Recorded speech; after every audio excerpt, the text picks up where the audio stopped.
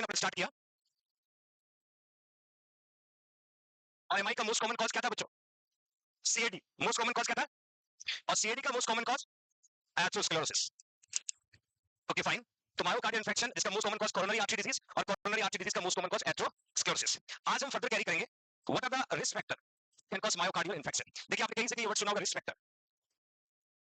Risk factor कभी कभी precipitating factor भी बोलते हैं। रिस्क फैक्टर का मतलब होता है it may or it might be can cause, it may or it might be can cause, ये कॉज कर भी सकता है नहीं भी कर सकता। जैसे हम नहीं कहते कि आप छत से गिर सकते हो और नहीं गिर सकते हो, तो रिस्क फैक्टर जहां पर भी आएगा तो वी कैन नॉट से कि वो कॉज करेगा ही करेगा। जहां पर आपको वर्ड मिलता है इटियोलॉजी, इटियोलॉजी आप देख पाते हो, या कॉजेस, कॉजेस आप देख पाते हो। इटियोलॉजी और कॉजेस का मतलब होता है the factor responsible can cause disease, can cause. जैसे सीएडी, सीएडी सीएडी क्या कॉज करेगा? एमआई। तो सीएडी क्या होगा? कॉज। सीएडी क्या होगा? कॉज। जहां कॉज वर्ड आता है, जहां इटियोलॉजी आता है, it means the factor responsible can cause disease. For example mycobacterium tuberculi can cause TB, mycobacterium tuberculi can cause H pylori can cause peptic ulcer, H pylori can cause peptic. तो these are the causes जो disease cause करता है। और जहां risk factor आता है, precipitating factor आता है, तो आपको याद रखना है it may, it might be can cause, कर भी सकता है नहीं भी कर सकता है। तो हमें क्या रखना चाहिए? अलर्ट। तो मैं आपको कुछ रिस्क फैक्टर बताना चाहता हूं, दोनों का मीनिंग क्या है बच्चों? लाइक एक वर्ड मैंने यूज किया है मॉडिफिएबल, मॉडिफिएबल रिस्क फैक्टर है। मॉडिफिएबल का मतलब होता है इट कैन, या it can be modify, it can be modify, मतलब वो फैक्टर है जिसको ठीक किया जा सकता है। मॉडिफिएबल का मतलब the factor can be modify, can be modify. That means hyperlipidemia, यानी किसी पेशेंट के ब्लड में लिपिड का लेवल बढ़ा हुआ है। लिपिड क्या है? फैट। लिपिड क्या है? और लिपिड्स का लेवल बढ़ा होगा तो डेफिनेटली फैट का डिपोजिशन होगा ल्यूमन में, फैट का डिपोजिशन होगा तो ब्लड सप्लाई डिक्रीज होगा, ब्लड सप्लाई डिक्रीज होगा पेशेंट को मायोकार्डियल इन्फेक्शन होगा। तो लिपिड का नॉर्मल लेवल का 0.6 मिलीमोल पर लीटर और इससे ज्यादा होगा वी कैन से हाइपरलिपिडेमिया। क्या कहेंगे? हम लिपिड को डिक्रीज कर सकते हैं, यस और नो? तो इट कैन बी मॉडिफाई, इसको ठीक कर सकते हैं, मतलब ये मॉडिफिएबल फैक्टर है। यदि पेशेंट को हाइपरलिपिडेमिया है, उस पेशेंट को मायोकार्डियल इन्फेक्शन होने का रिस्क है, इन्फेक्शन होने का रिस्क है। वहीं दूसरा फैक्टर जो लिखा है स्मोकिंग, स्मोकिंग, अगेन स्मोकिंग को बंद किया जा सकता है, मतलब हम इसको क्या कर सकते हैं? मॉडिफाई क्या कर सकते हैं। और स्मोकिंग में बता दूं cardinal, cardinal risk factor, risk factor for arterial disease. बच्चों याद रखना, आर्टीरियल डिजीज, आपकी बॉडी में कोई भी आर्टीरियल डिजीज कॉज होता है तो उसका कार्डिनल का मतलब मेन रिस्क फैक्टर वो किसको कहते हैं? Smoking. Smoking always peripheral arterial disease cause करता है। और पेरिफेरल आर्टीरियल डिजीज में आप पढ़ोगे रेनॉल्ड डिजीज, बर्गर डिजीज, है ना? These are example of peripheral arterial disease. तो स्मोकिंग जो है इसको भी हम सेसेशन कर सकते हैं, बंद कर सकते हैं, ये भी मॉडिफिएबल फैक्टर है। हाइपरटेंशन, हाइपरटेंशन को भी ठीक किया जा सकता है। Hypertension also responsible can decrease the blood flow. And diabetes mellitus, ये एमसीक्यू एग्जाम में पूछेंगे, diabetes mellitus can cause silent MI. कई बार आपने सुना है साइलेंट एमआई? साइलेंट का मतलब आपको पेन फेल्ट नहीं होता है और कार्डिक सेल और टिश्यू डाई हो जाते हैं, है ना? That is silent. आप नींद में सो गए, उठे ही नहीं, ना तो आपको पेन हुआ ना कोई सिम्टम दिखा और आप भगवान के पास चले गए। That is silent MI. Diabetes क्या करता है? डायबिटीज मेलाइटस के कॉम्प्लिकेशन आप पढ़ोगे, एक आप पढ़ते हो रेटाइनोपैथी, रेटाइनोपैथी, एक आप पढ़ते हो न्यूरोपैथी, लिखना नहीं बच्चों, न्यूरोपैथी, एक आप पढ़ते हो नेफ्रोपैथी, नेफ्रोपैथी। ये जो मैंने लिखा रेटाइनोपैथी, न्यूरोपैथी, नेफ्रोपैथी, यहाँ पर रेटाइना की कैपिलरी डैमेज हो जाती है, यहाँ पर नेफ्रॉन की कैपिलरीज डैमेज हो जाती है और नर्वस सिस्टम की कैपिलरीज डैमेज हो जाती है। और कैपिलरीज डैमेज होने का कॉज होता है increase the blood sugar, increase the blood. और कैपिलरीज को मैंने कहा था स्मॉलेस्ट ब्लड वेसल्स, स्मॉलेस्ट। और डेफिनेटली आपके हार्ट की तरफ जाने वाली ब्लड सप्लाई की कैपिलरी डैमेज होगी तो हार्ट को ब्लड सप्लाई बंद हो जाएगा और बंद हो जाएगा, पेशेंट की डेथ हो जाएगी। तो याद रखना diabetes mellitus can cause silent myocardial infection. आगे समझ में? तो डायबिटीज का कॉम्प्लिकेशन है कैपिलरीज को डैमेज करना, कैपिलरीज को डैमेज करना। मैं एक बेस्ट एग्जांपल आपको बताता हूं, आप रीनल सिस्टम में पढ़ोगे एआरएफ, एक पढ़ोगे आप सीआरएफ, एक पढ़ोगे and stage of renal failure, ये रीनल फेलियर में पढ़ोगे। एआरएफ जब भी पढ़ोगे, एआरएफ का मतलब होता है sudden, sudden loss of kidney function. ARF का मतलब एक्यूट रीनल फेलियर, एक्यूट। और एक्यूट रीनल फेलियर का मतलब होता है sudden loss of kidney function. एक पढ़ते क्रॉनिक रीनल फेलियर का मतलब होता है Insidious, Insidious loss of kidney function. और इंसीडियस लॉस होता है ये कुछ मंथ, कुछ ईयर में होते हैं। और इसका मोस्ट कॉमन कॉज होता है डायबिटीज। कभी मत लिखना कि एआरएफ कॉमनली कॉज करता है, एआरएफ मोस्ट कॉमन कॉज नहीं है, हाँ सीआरएफ का कॉज है। कॉम्पिटिटिव एग्जाम में पूछेंगे कि सीआरएफ का मोस्ट कॉमन कॉज कौन होगा? यदि आपको डायबिटीज है तो आपको किडनी फेलियर हो सकता है, और किडनी फेलियर का यहाँ पर कारण होगा to damage glomerular capillaries, to damage glomerular. और ग्लैम्युलर कैपिलरीज क्या होती है? बॉम्बे कैप्सूल में, आ रहा है समझ में? तो diabetes can cause damage of the capillaries, तो यहाँ पर डायबिटीज किसके लिए रिस्पांसिबल है? आगे समझ में? Okay fine. इसके अलावा ओबेसिटी, मोटापा कम किया जा सकता है। तो ये जो मैंने फैक्टर पुट किया है, these all are the modifiable. Stress, ज्यादा स्ट्रेस में होगी तो क्या हो जाएगा? Heart attack. इसी कोशिश करो, है ना? कुछ बच्चे पढ़ते समय एकदम चेहरा ऑफ होता है उनका, ऐसा लग रहा है इस बुक की खेल नहीं है, और इतना सीरियस होते हैं, पास से कोई निकल रहा है और पढ़ी तो रहो, है ना? तो अपनी एनर्जी को स्प्रेड करोगे तो एनर्जी मिलेगी। मैं ज्यादातर बच्चे देखते इवन क्लासरूम में, हॉस्टल में, आग भी लग जाए ना, नो मूवमेंट, है ना? ऐसा नहीं होना चाहिए। मैं हमेशा कहता हूँ 1 आवर में 55 मिनट पढ़िए, 5 मिनट पहले वाले आवर्स का, 5 मिनट अगले वाले आवर्स का, 10 मिनट में रिफ्रेश करो, फिर 55 मिनट पढ़ो, फिर 10 मिनट रिफ्रेश करो। आप 2-3 दिन करके देखो, यू फील मोर एनर्जेटिक, और जो भी पढ़ोगे आपको याद होने लगेगा। अभी सिर्फ आप साइकोलॉजिकली खुश कर रहे हो, आज 5 घंटे पढ़ा, और कल पता चल जाएगा कौन पढ़ रहा है, कौन नहीं पढ़ रहा है? एग्जाम में पता चलेगा ना। ऐसे तो आप कह रहे हैं मैं तो 10 घंटे पढ़ रहा हूं सर हॉस्टल में, यूनिट को 4 बार पढ़ डाला, एमआई को 2 बार पढ़ डाला। आई वांट टू सी कि सच में कौन बच्चा पढ़ता है और कैसे मार्क्स उसके टेस्ट में आ रहे हैं, ठीक है? ओके, तो ये जितने भी फैक्टर मैंने आपको कहा है, hyperlipidaemia, smoking, hypertension, diabetes mellitus, obesity और stress, these are the modifiable factor. कौन सा है? मोडिफिएबल। आप चाहो तो फटाफट लिख लीजिएगा, इसमें 2 एमसीक्यू बनते हैं, ये क्वेश्चन एग्जाम में आता है। साइलेंट एमआई के लिए कौन रिस्पांसिबल है? मीली और लिपिड का लेवल। तो फास्ट फास्ट लिखिए बच्चों। एक और लिखना लास्ट में, use of cocaine.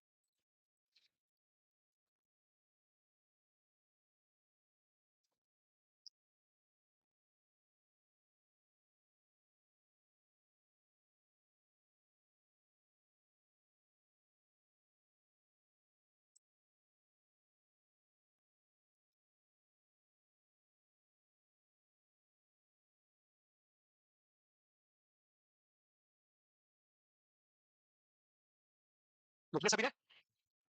Now next one, non modifiable. It can't modify, जिसको हम ठीक नहीं कर सकते, लाइक फैमिली हिस्ट्री। फैमिली में मदर या फादर को किसी को एमआई हुआ है तो आप में से किसी को हो सकता है। ईच, मैं हमेशा आपको कहता हूं, my father and mother, my mother both have MI. पापा को भी हो रखा है, मम्मी को भी हो रखा है, और ये फैमिली इसे कहेंगे कभी कभी सिद्ध भी हो जाती है, इसलिए हर पल को खूबसूरती से जीना चाहिए। यस और नो? है ना? I have suffered, my mother get MI, then CABC, father को एमआई, देन सीएबीसी, और कार्डिफ में पढ़ाता हूं तो I think better know about that, है ना? और मैंने दोनों चीजें बहुत करीब से दिखा है। तो फैमिली से रिस्पांसिबल है काफी हद तक। एज, एज को मॉडिफाई कर सकते हो, आपका मन करे I am always looking young, है ना?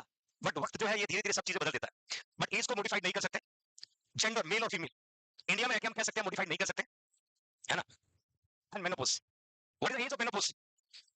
45 to 55 year, right? First,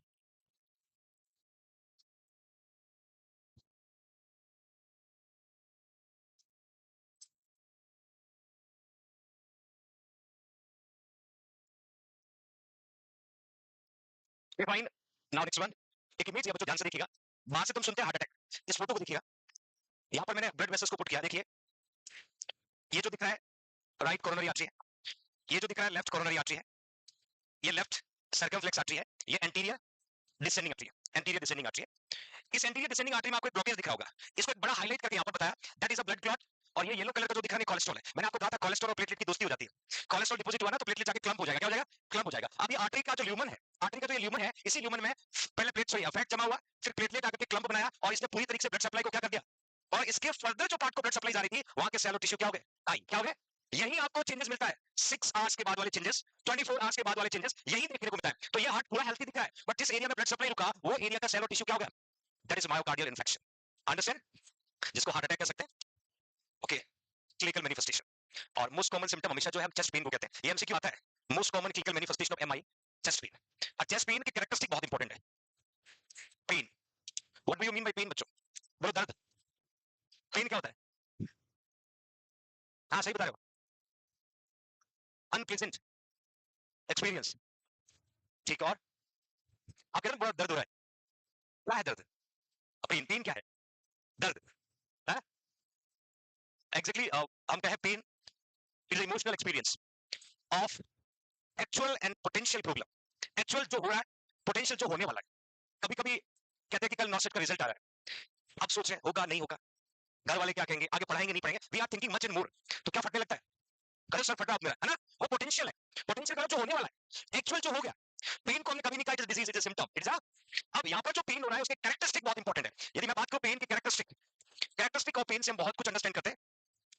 characteristic जैसे होता है लोकेशन ऑफ पेन, कि पेन कहां पर हो रहा है ना? Then duration of pain, pain कितने टाइम से हो रहा है, पेन कितने टाइम से हो रहा है। Then frequency, frequency of pain कि कंटिन्यू है या बार बार रुके हो रहा है। देन रेडिएशन, कि पेन एक ही जगह हो रहा है या वहां से रेडिएट हो रहा है ना? लोकेशन, ड्यूरेशन, फ्रीक्वेंसी और इंटेंसिटी, सीवियर कितना है, इंटेंसिटी। देखिए किसी भी पेन के कैरेक्टरिस्टिक को जानना है, हम एब्डोमिनल बहुत सारे डिसऑर्डर का पता लगा सकते हैं। पेन की कैरेक्टरिस्टिक हमें आना चाहिए। हमें कोई पेशेंट आके बोलता है मुझे दर्द हो रहा है, आप 5 चीजें पूछिएगा कि पेन कहां पर हो रहा है, पेन कब से हो रहा है, पेन की फ्रीक्वेंसी क्या है, पेन किधर जा रहा है, और पेन कैसा है, माइल्ड है, मॉडरेट है या सीवियर है। इन 5 कैरेक्टरिस्टिक से हम पता लगा सकते हैं कि पेशेंट को कौन सा डिजीज है। मैं 2-4 एग्जांपल देता हूं आपको। यदि कोई आपको आके कहे कि मुझे पेन कहां हो रहा है, राइट इलियक और अम्बिलिकल के बीच में, राइट इलियक और अम्बिलिकल के बीच में, कब से हो रहा है, लास्ट 30 मिनट से। फ्रीक्वेंसी, फ्रीक्वेंटली हो रहा है, रेडिएट कितना हो रहा है, राइट लोअर क्वाड्रेंट में जा रहा है, इंटेंसिटी सीवियर है, दैट मींस अपेंडिसाइटिस। क्या बताएगा? अपेंडिसाइटिस। कोई आपसे कहे कि पेन जो है वो लंबर रीजन में हो रहा है और डाउन की ओर रेडिएट हो रहा है, रीनल कैलकुलाई क्या होता है? Renal calculi. और सबसे बड़ा डिफरेंस, यदि पेन में भी चेस्ट पेन है, ड्यूरेशन 30 मिनट से हो रहा है, 30 मिनट हो रहा है, फ्रीक्वेंसी कंटिन्यू हो रहा है। कैसा हो रहा है? पेन का हो रहा है चेस्ट में कितने मिनट हो रहा है, और कैसा है? कंटिन्यू। रेडिएट लेफ्ट साइड में हो रहा है, शोल्डर में जा रहा है, आर्म्स में जा रहा है, जॉ में जा रहा है, और स्केपुलर रीजन में जा रहा है, मतलब रेडिएट हो रहा है। क्या हो रहा है? इंटेंसिटी मतलब सीवियर पेन है, तो समझ जाना आपको मायोकार्डियल इन्फेक्शन है। तो यही कैरेक्टरिस्टिक हम एंजाइना पेक्टोरिस में देखेंगे ना, लोकेशन सेम होगा, ड्यूरेशन 15 टू 20 मिनट हो जाएगा, फ्रीक्वेंसी में एपिसोडिक पेन होगा। क्या होगा? जैसे ही ब्लड सप्लाई रुकेगा पेन होगा, ब्लड पहुंचेगा पेन सबसाइड हो जाएगा, और रेडिएशन और बाकी चीजें सेम होगा। तो ये 5 कैरेक्टरिस्टिक किसी भी पेन का आपको जानना होता है जब हम पेन को डिस्क्राइब करते हैं, location, duration, frequency, radiation, intensity. आगे समझ में? और ये पांचों कैरेक्टरिस्टिक हम एमआई में भी देखेंगे, एंजाइना पेक्टोरिस में भी देखेंगे, पेरिकार्डाइटिस में भी देखेंगे, अलग अलग डिजीज में देखेंगे। ये समझ में आएगा आपको? ओके, बेटा मुंह नहीं फाड़ो, वो बस यार आपको, अब अनजान मत मुझे मुझाना पड़ेगा मुझे।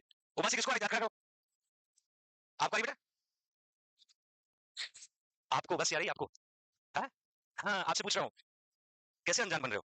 और मैंने कहा यार 4 आइज, या तो मुंह खुला दिखेगा बंद होता हुआ दिखेगा, ऐसा ट्राई मत करिएगा। Okay fine, we are going to see. अब आप एमआई का देखिएगा, crushing pain, crushing pen.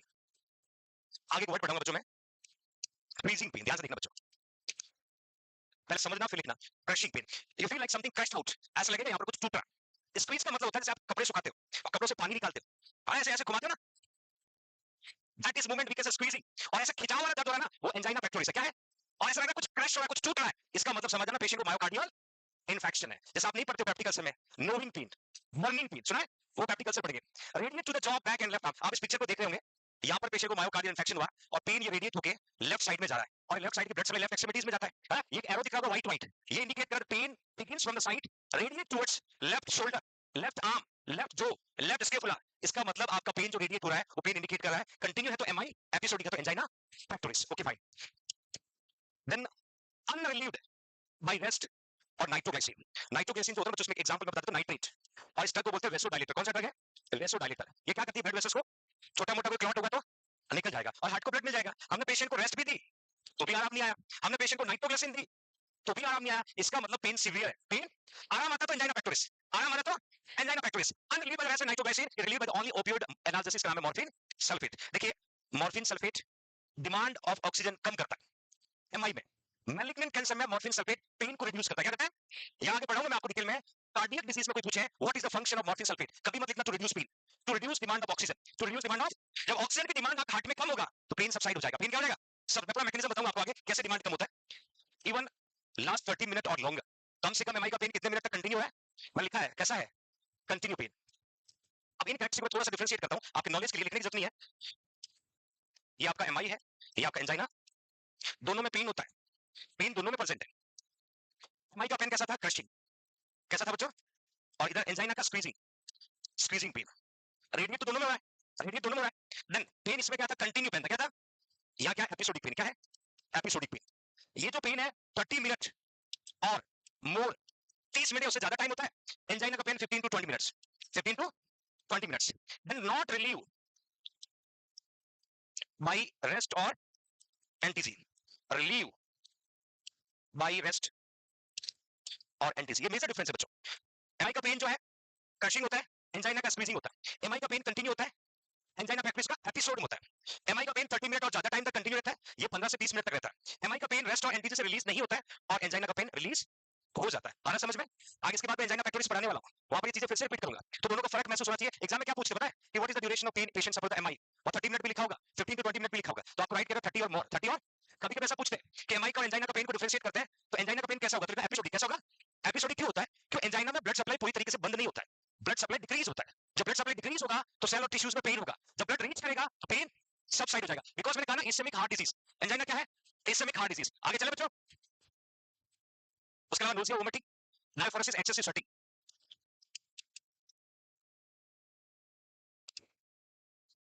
डिसलिया, dysrhythmia, dysrhythmia, इसको आप एक्यूट कॉम्प्लिकेशन ऑफ एमआईपी कह सकते हो, एक्यूट कॉम्प्लिकेशन ऑफ एमआईपी कह सकते हो, कॉम्प्लिकेशन ऑफ एमआई। मतलब जैसे पेशेंट को हार्ट अटैक आए ना, तो हार्ट रेट डिस्टर्ब होगा और रिदम खराब होगा, तो डिसअर्थमिया कॉल होगा। इवन डायरेक्ट क्वेश्चन आपसे एग्जाम में पूछे ना what is acute complication of myocardial infection, तो आप लिखिएगा डिसअर्थमिया। इसको एक्यूट क्रॉनिक में ड्रेसलेस सिंड्रोम पढ़ाऊंगा मैं आपको, एक्यूट लिखिएगा डिसअर्थमिया, तो कॉम्प्लिकेशन का मतलब सिम्टम लिखिएगा, है ना? तो these are the things will indicate patient suffer the myocardial infection. सबसे खास बात है, सबसे मोस्ट कॉमन है चेस्ट पेन। क्या है बच्चों? पेन कैसा है? Crushing, pain severe, pain radiating, pain 30 minute से ज्यादा time, pain not relieve by the rest और nitro, that means patient suffer the myocardial infection. जब भी कोई घर में आता है कि मेरे चेस्ट पेन हो रहा है, तो एटलीस्ट ये कैरेक्टरिस्टिक तो हम देख ही सकते हैं, ताकि हम मसल्स पेन को डाइवर्ट कर सकते हैं, अदर बॉन पेन को डाइवर्ट कर सकते हैं। यदि ये कैरेक्टरिस्टिक नहीं है तो इसमें डायफोरेसिस इंपॉर्टेंट है, खूब सारा पसीना आएगा, ब्रीथिंग डिफिकल्टी होगी, क्योंकि जब हार्ट ब्लड को पंप प्रॉपर नहीं कर पा रहा है तो ऑक्सीजन नहीं मिलेगा लंग्स को भी, तो डिस्निया भी होगा। लिख लिया सभी ने? ओके सॉरी, लिख लीजिएगा। यहां लिखना बच्चों, acute complication of MI, acute complication of MI. जब बहुत ज्यादा सीवियर चेस्ट पेन होता है, क्या मूवमेंट करते हैं हम लोग? अकेले हैं, पास में कोई नहीं है और बहुत ज्यादा चेस्ट पेन हो रहा है, क्या करते हैं? Anybody have any idea? ऐसा करते हैं, एक हाथ का सपोर्ट लेंगे और ऐसे खड़े हो जाएंगे। ये एग्जाम में आया हुआ एमसीक्यू है ना, इसका नाम है, आपको तो पहले समझिएगा। एक हाथ का सपोर्ट लिया हुआ है, मुट्ठी बंद है, इसको क्या बोलते हैं? मिस्ट। मुट्ठी बंद है और वहां पर रखा है जहां पर चेस्ट पेन हो रहा है, that we can say Levine sign. क्या बोलते हैं? An individual holding a clenched fist over chest, ऐसे मुट्ठी बंद करके चेस्ट के ऊपर होल्ड किया हुआ, प्रेशर पुट कर रहा है, that indicate patient suffer the myocardial. ये जरूर दिखेगा, बहुत ज्यादा टॉलरेट नहीं हो रहा है तो ये फेज आपको जरूर देखने को मिलेगा। Please write down. आप है कलरफुल मत लिखिएगा, फटाफट लिखिएगा, डेकोरेट करने में लग रहे थे।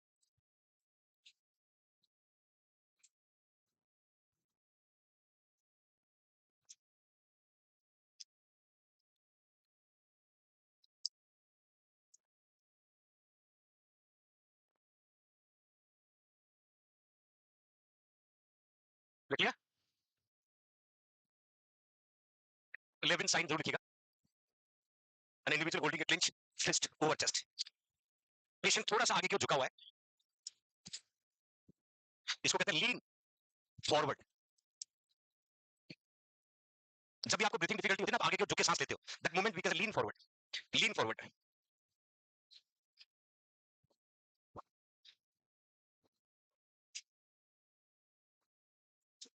लिखा बच्चों? Now next, location of MI, location of MI, और इसका ब्रैकेट में लिखना, डिटेक्टेड बाय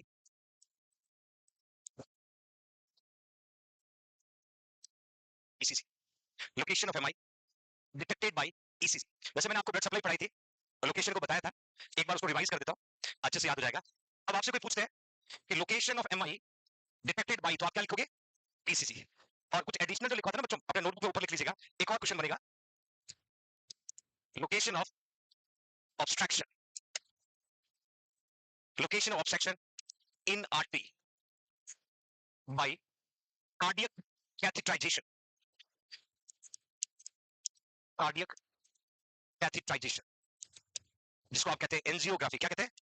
एंजियोग्राफी। तो यहाँ कंफ्यूज नहीं होना है, अलग अलग दो एमसीक्यू बन सकते हैं। आपसे कोई पूछे कि लोकेशन ऑफ एमआई का पता किससे लगाते हैं, तो एमआई का पता लगाना तो हमें इसी से करना होगा। क्या करना होगा बच्चों? और कौन सी आर्टरी में ऑब्स्ट्रक्शन है, तो हमें कैथेटर को इंसर्ट करके देखना पड़ेगा, तो क्या करना पड़ेगा? Cardiac catheterization. और इस प्रोसीजर को क्या बोलते हैं? एंजियोग्राफी। क्या बोलते हैं? The study of artery, the study of. तो कंफ्यूज मत होना, लोकेशन ऑफ एमआई पूछे, एग्जांपल आपका आंसर ईसीजी आएगा। Location of obstruction in artery पूछे, तो या तो एंजियोग्राफी लिखे या फिर कार्डियक, दोनों कॉन्सेप्ट क्लियर? ओके।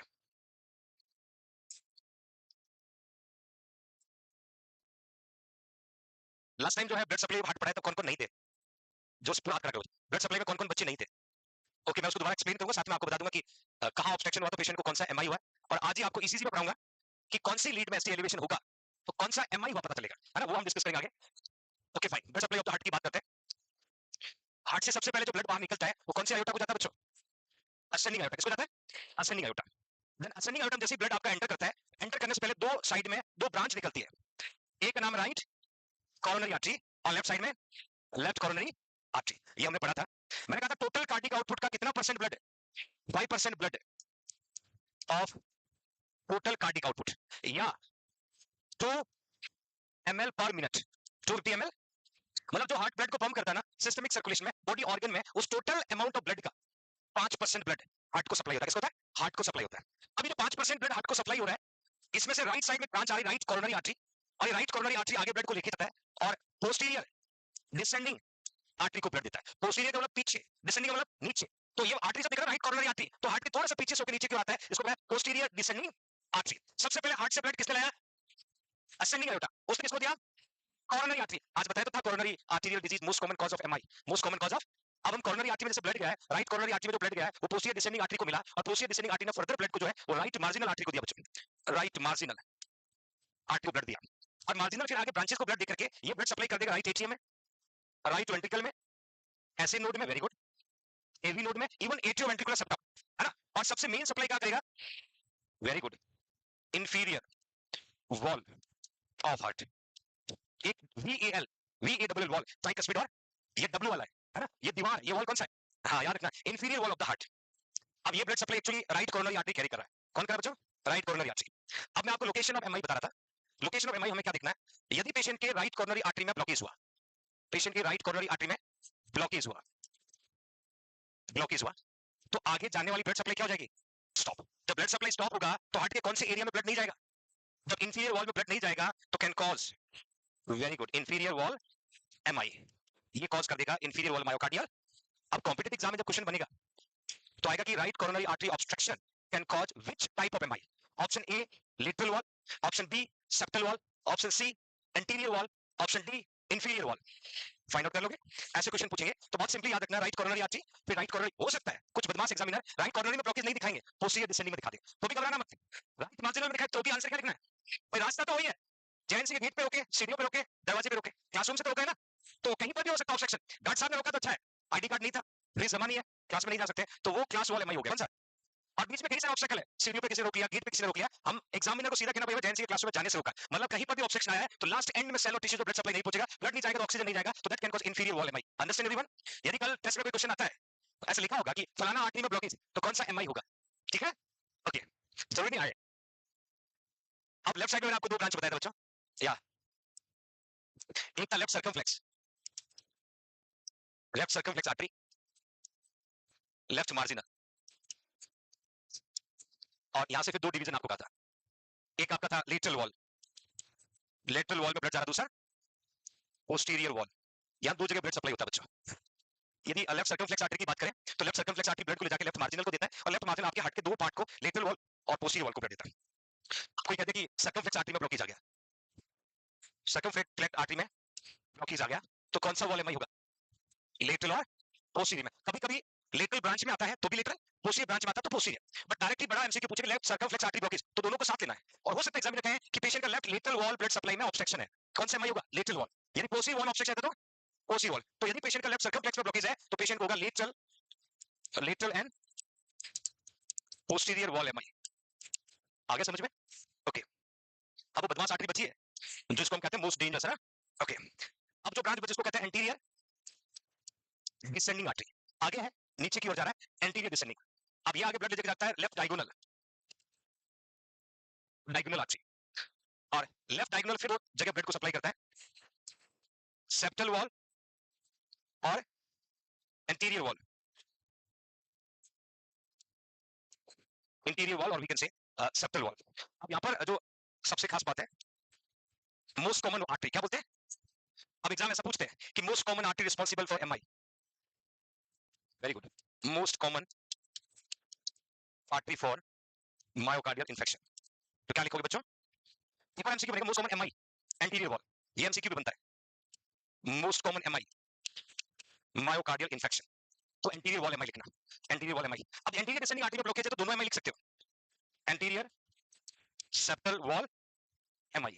थोड़ा कंफ्यूजन हो रहा होगा बच्चों को, जिन्होंने पहले ब्लड सप्लाई नहीं पढ़ा होगा, दोबारा एक बार बता देता हूं बच्चों, है ना, राइट साइड का आपका क्लियर हो गया होगा। लेफ्ट साइड में क्या होता है, लेफ्ट ब्रांच थोड़ी बड़ी होती है, left coronary artery, left coronary artery बड़ी ब्रांच होती है तो दो ब्रांच आगे और बन जाती है, राइट में तो अकेला था, राइट लिखना नहीं बच्चों, राइट में अकेला था, राइट कॉर्नरी, लेफ्ट कॉर्नरी के दो ब्रांच बन रहा है, left circumflex artery, left anterior descending, circumflex की फिर ब्रांच को लेफ्ट मार्जिनल, वो दो जगह ब्लड देता है, एक लेटरल और एक पोस्टीरियर, और सर्कमफ्लेक्स में ब्लॉकेज होगा तो लेटरल और पोस्टीरियर वॉल एमआई। अब तो बच गई ब्रांच वो आगे की ओर नीचे आती है, तो एंटीरियर डिसेंडिंग आर्टरी, इसने दिया लेफ्ट डायगोनल को, डायगोनल ने दो जगह सेप्टल और इंटीरियर वॉल को ब्लड दिया।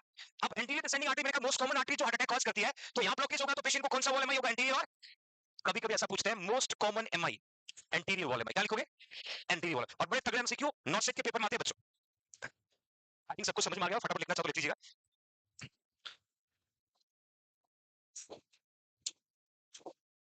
लोकेशन ऑफ एमआई हेडिंग देना है, लोकेशन ऑफ एमआई,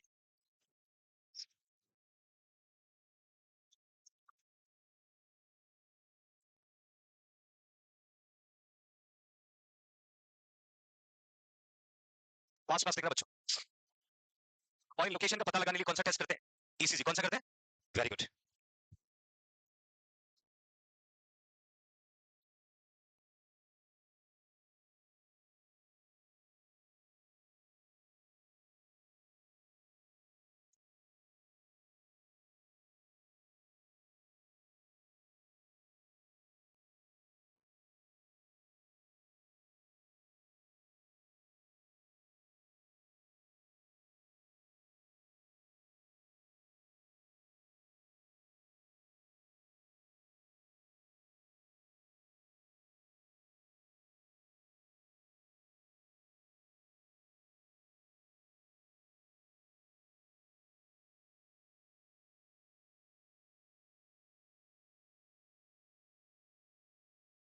आगे चले, लिख लिया बेटा सभी ने?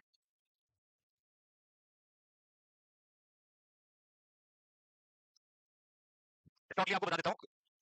Obstruction right coronary artery result in inferior wall MI, obstruction left circumflex artery result in the posterior wall और lateral wall MI, obstruction left anterior descending artery resulting anterior septal wall MI.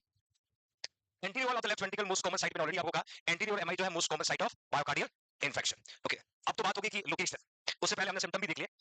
Now next very important parameter going start, that is investigation, है ना? लिखना है तो photo में नहीं लिखा, photo वाले लिखवाऊंगा तो है, कितने नालायक हो गए, लिखो, वो लाइन नहीं लिखवाऊंगा, वो शॉर्ट है, तो वो दोबारा क्यों लिखना है? अब जो भी कॉपी फिर कल पूछ लूंगा, ठीक है? ये लाइन लिखने की जरूरत नहीं बेटा। देखिए यहाँ पे टेस्ट लिखा है प्रॉपर्टी, उससे पहले मैं आपको बता देता हूँ हिस्ट्री इंपॉर्टेंट है, और हिस्ट्री में फैमिली हिस्ट्री, फैमिली हिस्ट्री। आप लोग हॉस्पिटल में काम करते समय किस तरीके से प्रेजेंटेशन बनाया? Past medical history, past surgical history, present medical, present surgical, family history, occupational history, है ना? खूब सारी हिस्ट्री देते थे, और एग्जाम में जब प्रैक्टिकल का एग्जाम होता तो सारा खुद ही बनाते थे, लैब में बैठ के पेशेंट का नाम, पापा का नाम, वार्ड का नाम, disease, bed number, investigation, bill बनाना होता है, हम लोग कम कर देते थे, है ना? हिस्ट्री में फैमिली हिस्ट्री इंपॉर्टेंट है यहाँ पर, फैमिली हिस्ट्री में स्पेशली मदर और फादर के बारे में पूछना है। Then physical examination, physical examination देखना characteristic of pain, characteristic of pain, कि पेन कैसा है, ड्यूरेशन कब का है, फ्रीक्वेंसी क्या है, लोकेशन क्या है, इंटेंसिटी क्या है ना? ये सब हम फिजिकल एग्जामिनेशन में देखते हैं। और अब आता है टॉप टी, टॉप टी। वैसे टॉप टी जो है एमआई के ट्रीटमेंट की गाइडलाइन को स्टार्ट करने के लिए करते हैं। कोई पेशेंट आपके पास आता है इमरजेंसी में और कंप्लेन होता है कि चेस्ट पेन, चेस्ट पेन। अब इस चेस्ट पेन के कई कॉज हो सकते हैं, पेरिकार्डाइटिस हो सकता है, पेरिकार्डाइटिस में आपको पढ़ा हुआ anterior chest pain, anterior angina pectoris हो सकता है, मायोकार्डियल इन्फेक्शन हो सकता है। तो हमें क्या करना होता है कि चेस्ट पेन का कॉज एमआई है ये पता लगाने के लिए एक इमीडिएट टेस्ट करते हैं, क्योंकि एमआई वाले पेशेंट के पास इतना टाइम नहीं है कि सैंपल लोगे, लैब में भेजोगे, रिपोर्ट आएगी तो पेशेंट गया, इतना टाइम होता है। तो हमें इमीडिएट एक टेस्ट करना पड़ता है, इसका नाम है टॉप टी टेस्ट। क्या है टॉप टी? एक्चुअली क्या होता है बच्चों, troponin, T, I, C, these are the protein enzyme, these are the which is located in a cardiac muscle। Top T cardiac muscle होता है, टॉप आई कार्डिक मसल होता है, और टॉप सी skeletal muscle होता है बच्चों। अब ये जो ट्रोपोनिन मैं पुट कर रहा हूं, तो आपके पास एक ट्रोपोनिन टी होता है, एक ट्रोपोनिन आई होता है, ये दोनों एंजाइम प्रोटीन होता है, और लोकेटेड क्या होता है, कार्डिक मसल। क्या होता है, when the cardiac muscle die it can release into the blood. जैसे ही कार्डिक मसल डाई होगा, कार्डिक मसल की डेथ होगी, ये दोनों सब्सटेंस आपके ब्लड में रिलीज होगा, और ब्लड में इनका लेवल इंक्रीज हो जाएगा। लेवल क्या हो जाएगा, that indicate you have damage of the cardiac muscle. तो क्या इंडिकेट करा, आपका कार्डिक मसल डैमेज हुआ है, और कार्डिक मसल डैमेज हुआ है इसका मतलब हार्ट को ब्लड सप्लाई नहीं गया, हार्ट को ब्लड सप्लाई, तो क्या इंडिकेट करा, पेशेंट को एमआई हो सकता है। क्या हो सकता है, तो ट्रोपोनिन टी, ट्रोपोनिन आई दोनों एंजाइम है, दोनों कार्डिक मसल्स में लोकेटेड होता है, दोनों कार्डिक मसल डैमेज होने के बाद ब्लड में रिलीज होता है। किसमें रिलीज होता है, और इनका लेवल यदि इंक्रीज है, इंडिकेट कर रहा है जो डैमेज होता है कार्डिक मसल, तो डैमेज होता है कार्डियक। तो हम जो ये टेस्ट कर रहे हैं जिसका नाम है टॉप टी टेस्ट, ये टॉप टी किट आता है, आपको अच्छे से बताता हूं। यूपीटी सुना, यूरिनरी प्रेगनेंसी टेस्ट, यूपीटी। तो यूपीटी में यूपीटी स्लाइड आती है, और उस यूपीटी स्लाइड में आपने देखा होगा हम क्या पुट करते हैं, यूरिन पुट करते हैं। क्या पुट करते हैं, सिंगल लाइन आता है नेगेटिव, डबल लाइन आता है तो कहते हैं प्रेगनेंसी पॉजिटिव। आजकल क्या होता है, मॉडर्न लोग है ना, मॉडर्न दुनिया, वो यूपीटी की स्लाइड शेयर करके कांग्रेचुलेशन देते हैं। देखा है, ये आजकल की खराब दुनिया की स्थिति बता रहा हूं। प्रेगनेंसी है, घर में खुशियां आई है, बहुत अच्छी बात है, बट वो क्या करेंगे, जैसे प्री वेडिंग फोटो शूट होने लगा, प्री वेडिंग, सच बताओ शादी के बाद कितने लोगों ने फोटो को देखा होगा, कोई नहीं देखता। देखो फेसबुक व्हाट्सएप के लिए प्री वेडिंग शूट हो रहा है, उदयपुर हो रहा है, जोधपुर हो रहा है, जैसलमेर में हो रहा है, कहां है, प्री वेडिंग शूट पे। और उस प्री वेडिंग शूट खत्म होते होते कुछ तो अलग हो जाते हैं। इससे अच्छा ये सब और सब एक्सपेंडिचर है, क्योंकि मार्केट का एक बड़ा तबका पैसा कमाता है इस बिजनेस से, और हम इन्फ्लुएंस होते हैं, हम इन्फ्लुएंस होते हैं कि प्री वेडिंग शूट, आप जैसे हो दिल से खूबसूरत रहो, दुनिया को दिखाने से स्मार्ट नहीं बनते, ध्यान रखना, बनोगे, और दिल में माँ बाप के प्रति, बड़ों के प्रति, अपनों के प्रति सम्मान होना चाहिए। फेसबुक पे लिख देते आप हमारे भगवान हो, हमारे चैते हो, हमारे सब कुछ हो, और सामने मिले तो पिस्तल लेके खड़े होते हो, ऐसा नहीं होना चाहिए। ट्रू हार्टेड इंसान को दिल से होना चाहिए। तो जैसे प्री वेडिंग शूट की मैं बात कर रहा हूं, ऐसे आज तक कई सारी चीजें होने लगी। जैसे मैं टॉप टी की बात करूं, मैंने कहा यूपीटी स्लाइड डालते हैं, और कि हाँ प्रेगनेंसी कर सके, कुछ दिनों बाद बेबी बम का फोटो डालते हैं, बेबी डिलीवर होने के बाद फिर एक रील बनती है कि पहले ये था, फिर ये था, फिर ये था, अब बच्चा आ गया। ये आना ही था 9 मंथ 7 डेज के बाद। वी आर मेडिकल प्रोफेशनल, हमें पता है last first day of last menstruation period क्या था, फिर हमने वहां से निकाल दी कि ईडीटी क्या होगा, है ना? ऐसा कुछ भी मत करना, फेसबुक पे मैं मिल जाऊंगा आपको, है ना? हमें अपनी पर्सनल लाइफ को पर्सनल रखना है, सोशल लाइफ को सोशल जरूर रखें, क्योंकि जैसे ही पर्सनल लाइफ सोशल लाइफ बनती है ना, तो कॉम्प्लिकेशन पैदा होना शुरू हो जाता है। बी केयरफुल, आजकल की ऑनलाइन और मल्टीमीडिया की दुनिया की बात करो बेटा। कल हमारे 80,000 रुपए का मैसेज आता है, 80,000, तो चेहरे पे एक अलग साइड के फ्लैश आता है, है ना? फिर दिमाग कैलकुलेशन करता, वहां जाना, ये करना, 80,000 देकर माँ बाप के पॉकेट में पहुंचाना है, अच्छे कपड़े पहनाना है, अच्छा घर बनाना है, सोसाइटी में हर चीज जो जरूरी हो करना है, अपनी भी छोटी छोटी खुशियों को पूरा करना है ना? दान दाता नहीं बनना कि यार मेरे पास ले जाओ, पापा मम्मी को उधारी है उसको चुकाओ, उनका कोई कर्ज ले रखा है आपको पढ़ाने के लिए, पूरा करो, है ना? उनके चेहरे पे मुस्कान देखो। तो यूपीटी स्लाइड जैसा ही एक स्लाइड होता है टॉप टिक का, टॉप टिकट आता है, उस टॉप टिकट में स्लाइड को निकालते हैं और 2 ड्रॉप हम लोग ब्लड का पुट करते हैं, याद करते हैं किसका पुट करते हैं? और जैसे ही वहां पर 2 लाइन आपको दिखती है तो समझ जाना आपके ब्लड में टॉप टी परसेंट कौन है? टॉप टी कब आता है? जब कार्डियक मसल डैमेज होता है। कब आता है? एमआई में नहीं मिलेगा, सॉरी एंजाइना में नहीं मिलेगा। एंजाइम वाले, सो एंजाइना पेक्टोरिस वाले पेशेंट को एंजाइमिक स्टडी नहीं करते हम लोग। एंजाइना पेक्टोरिस में ब्लड सप्लाई डिक्रीज होता है, तो ब्लड सप्लाई डिक्रीज होता है तो ट्रोपोनिन रिलीज नहीं होता है, याद रखना। ना ट्रोपोनिन मिलेगा, ना सीपीकेएमबी, ना सीके, ना मायोग्लोबिन, ना ट्रोपोनिन आई, कोई एंजाइम नहीं मिलेगा एंजाइना पेक्टोरिस वाले में। ये किसमें मिलेगा? एमआई वाले में। किसमें मिलेगा? तो टॉप टी टेस्ट हम करते हैं, टॉप टी का क्राइटेरिया है, मैं लिखा है यहाँ पर, usually repeated 2 more time over next 6 to 24 hours. जब एक बार पेशेंट आया तब कर लिया, 2 बार फिर रिपीट करके देखना। क्यों देखना पता है? ट्रोपोनिन टी और ट्रोपोनिन आई का इंक्रीज होने का ड्यूरेशन अलग है, पीक पे रहने का ड्यूरेशन अलग है, नॉर्मल आने का ड्यूरेशन अलग है। तो हमें पता चलेगा कि अभी भी बढ़ा हुआ है या फिर नॉर्मल आ गया। तो please write down, if you want to write please write down top T.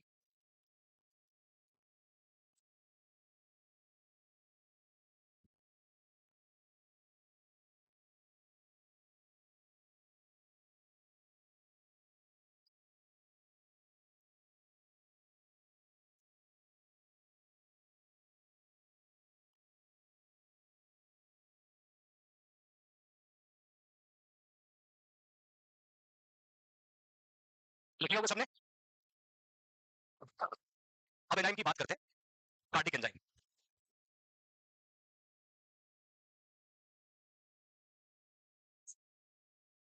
प्रोपोनिन, I, T, सीपीकेएमबी, C K, myoglobin या मायोग्लोबिन। ध्यान से सुनिए बच्चों, प्रोपोनिन में 2 होते हैं, प्रोपोनिन आई और प्रोपोनिन। सीपी के creatinine phosphokinase, creatinine phosphokinase, MB का मतलब होता है मसल्स। एक सब सीके होता है क्रेटिनिन काइनेज, एक लिखा मायोग्लोबिन। क्या लिखा है?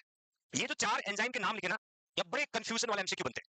आपको चारों की नॉर्मल वैल्यू पता होना चाहिए, चारों का इंक्रीज होने का ड्यूरेशन पता होना चाहिए, चारों में सबसे पहले कौन सा बढ़ता है, कितने टाइम तक बढ़ा हुआ रहता है, कब नॉर्मल आता है ना? सारे एमसीक्यू के बारे में आपको बताने वाला हूं, पहले आप सुनिएगा, मैं लिखवाऊंगा आपको।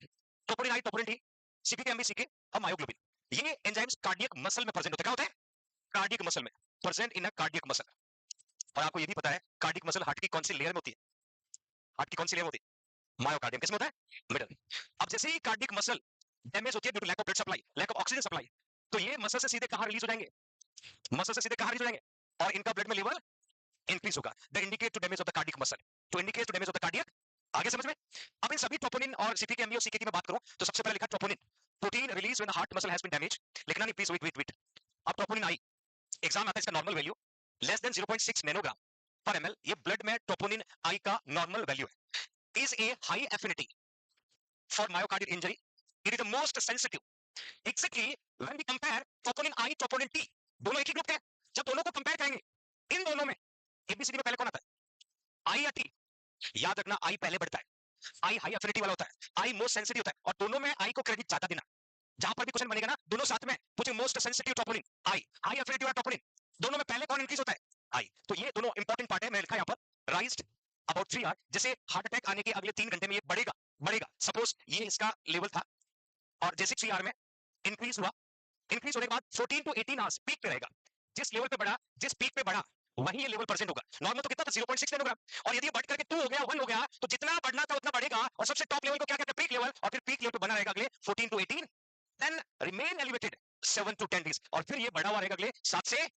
इसलिए मैंने कहा ट्रोपोनिन का लेवल 2 बार और चेक करना है। एक तो पेशेंट आया तब चेक किया, और चेक करना है कि बढ़ा हुआ है या कम हो गया। तो आपको याद रखना है कि ट्रोपोनिन जब भी हार्ट अटैक आने के बाद ब्लड में ट्रोपोनिन आई रिलीज होता है, रिलीज होने के विद इन 3 आवर्स में सबसे पहले बढ़ता है मायोग्लोबिन 2 आवर्स में। मायोग्लोबिन आगे बढ़ा हुआ कितने आवर्स में होता है? 2 आवर्स में। तो जैसे ही पेशेंट को हार्ट अटैक आया, ट्रोपोनिन आई रिलीज हुआ विद इन 3 आवर्स में, फिर रिलीज होने के बाद पीक पे गया, मतलब मैक्सिमम रिलीज हुआ, और मैक्सिमम रिलीज कब हुआ? 3 आवर के बाद। फिर पीक पे पहुंचा 14 to 18 आवर, फिर अगले लगभग 10 दिन तक पीक पे। इसका मतलब वहां की मसल क्या हो गई? डैमेज। कुछ कुछ समझ में आया? अब ट्रोपोनिन टी की बात करो, 0 से 0.2 नैनोग्राम, दैट राइज टू। अब दोनों में पहले कौन आया?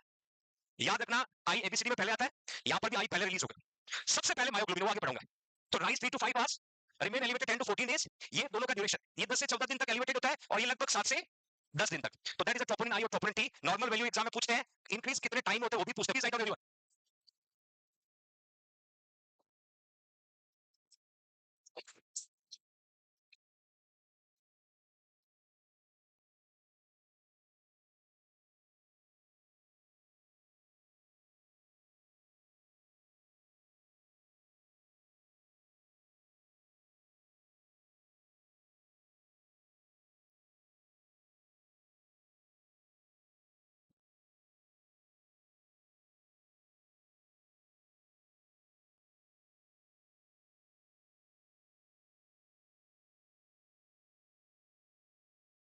पेक्टोरिस पढ़ेंगे वहां पर एंजाइमिक स्टडी नहीं करते, वहां पर एंजाइम रिलीज हो गया मतलब पेशेंट को एमआई हो गया, एंजाइना पेक्टोरिस में एंजाइम रिलीज नहीं होते।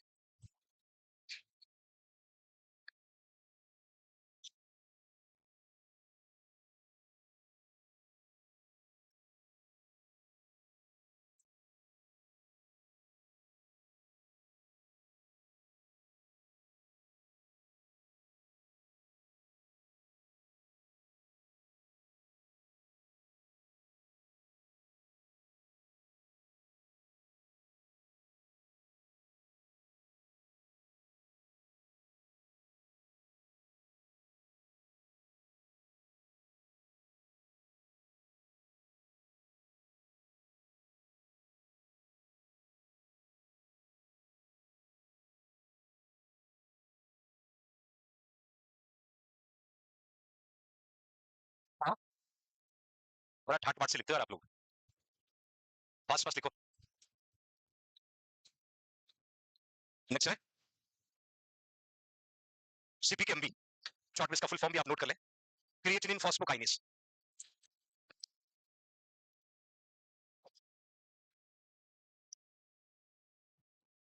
Creatinine phosphokinase isoenzyme 20 to 174 microgram per liter, that's a normal value.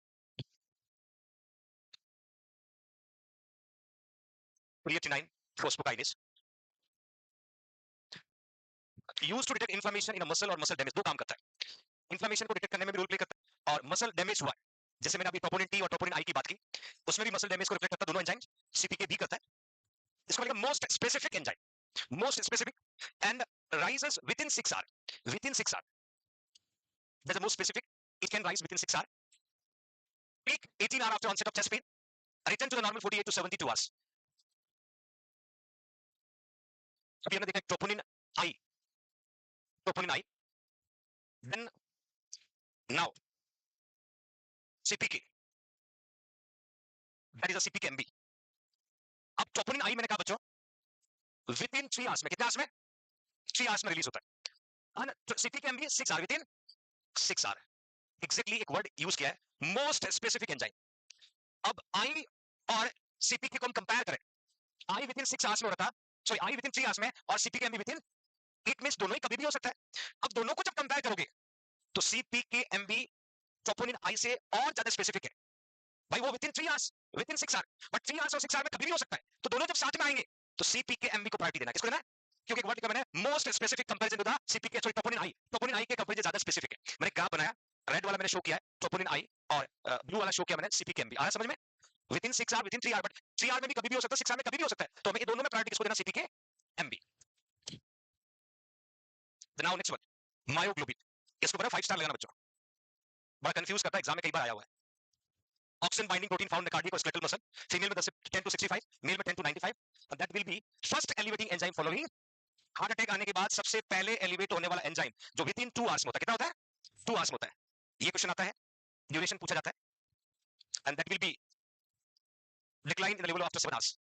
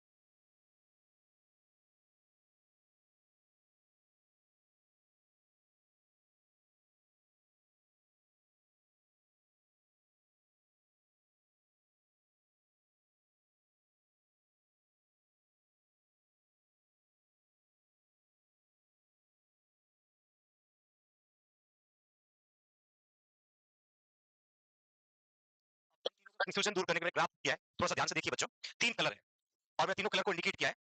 सबसे पहले ऑरेंज कलर आपको दिख रहा होगा, ऑरेंज कलर आपको दिख रहा होगा, मैंने कहा विद इन 2 आवर्स में, ये ऑरेंज कलर क्या रिफ्लेक्ट करता है, मायोग्लोबिन, क्या रिफ्लेक्ट कर रहा है, तो which is the first enzyme to eliminate after myocardial infection, नहीं बोलोगे, देन अब जब दोनों कंपेयर करोगे सीपीकेएमबी और ट्रोपोनिन आई, तो सेकंड नंबर का मैंने ग्रीन कलर दिख रहा है, that is a creatinine kinase, creatinine phosphokinase और क्रिएटिनिन काइनेज, तो ये कहां पर है, सेकंड नंबर। और रेड वाला जो दिख रहा है दैट इज ट्रोपोनिन। कौन सा है? ट्रोपोनिन। तो फर्स्ट प्रायोरिटी हमेशा किसको दोगे? मायोग्लोबिन। किसको दोगे? मायोग्लोबिन। लिख लिया सभी ने?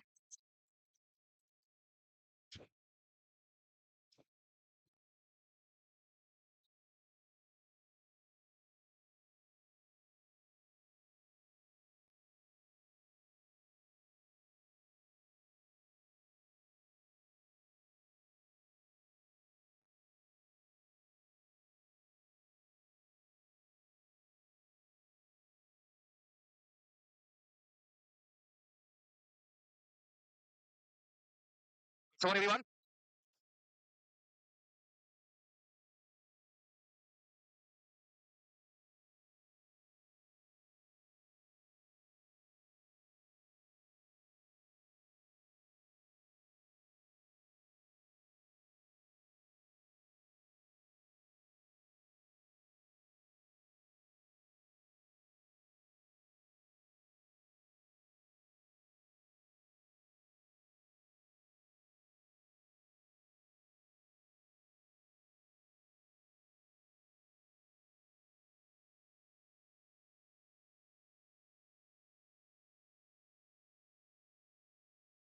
लिखा सभी ने?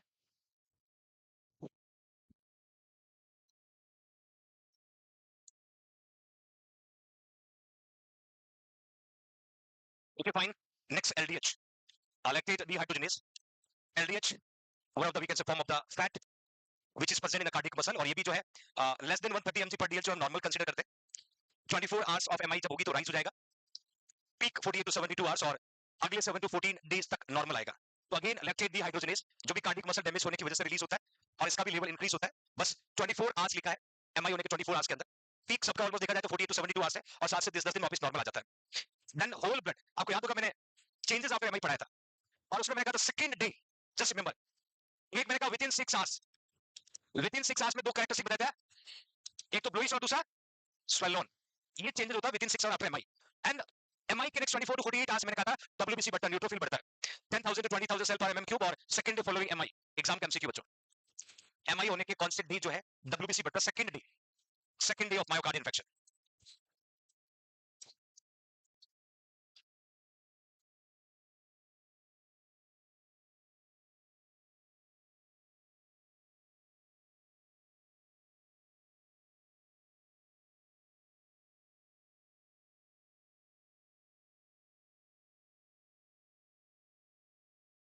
What is the normal WBC in adult? 4,000 to,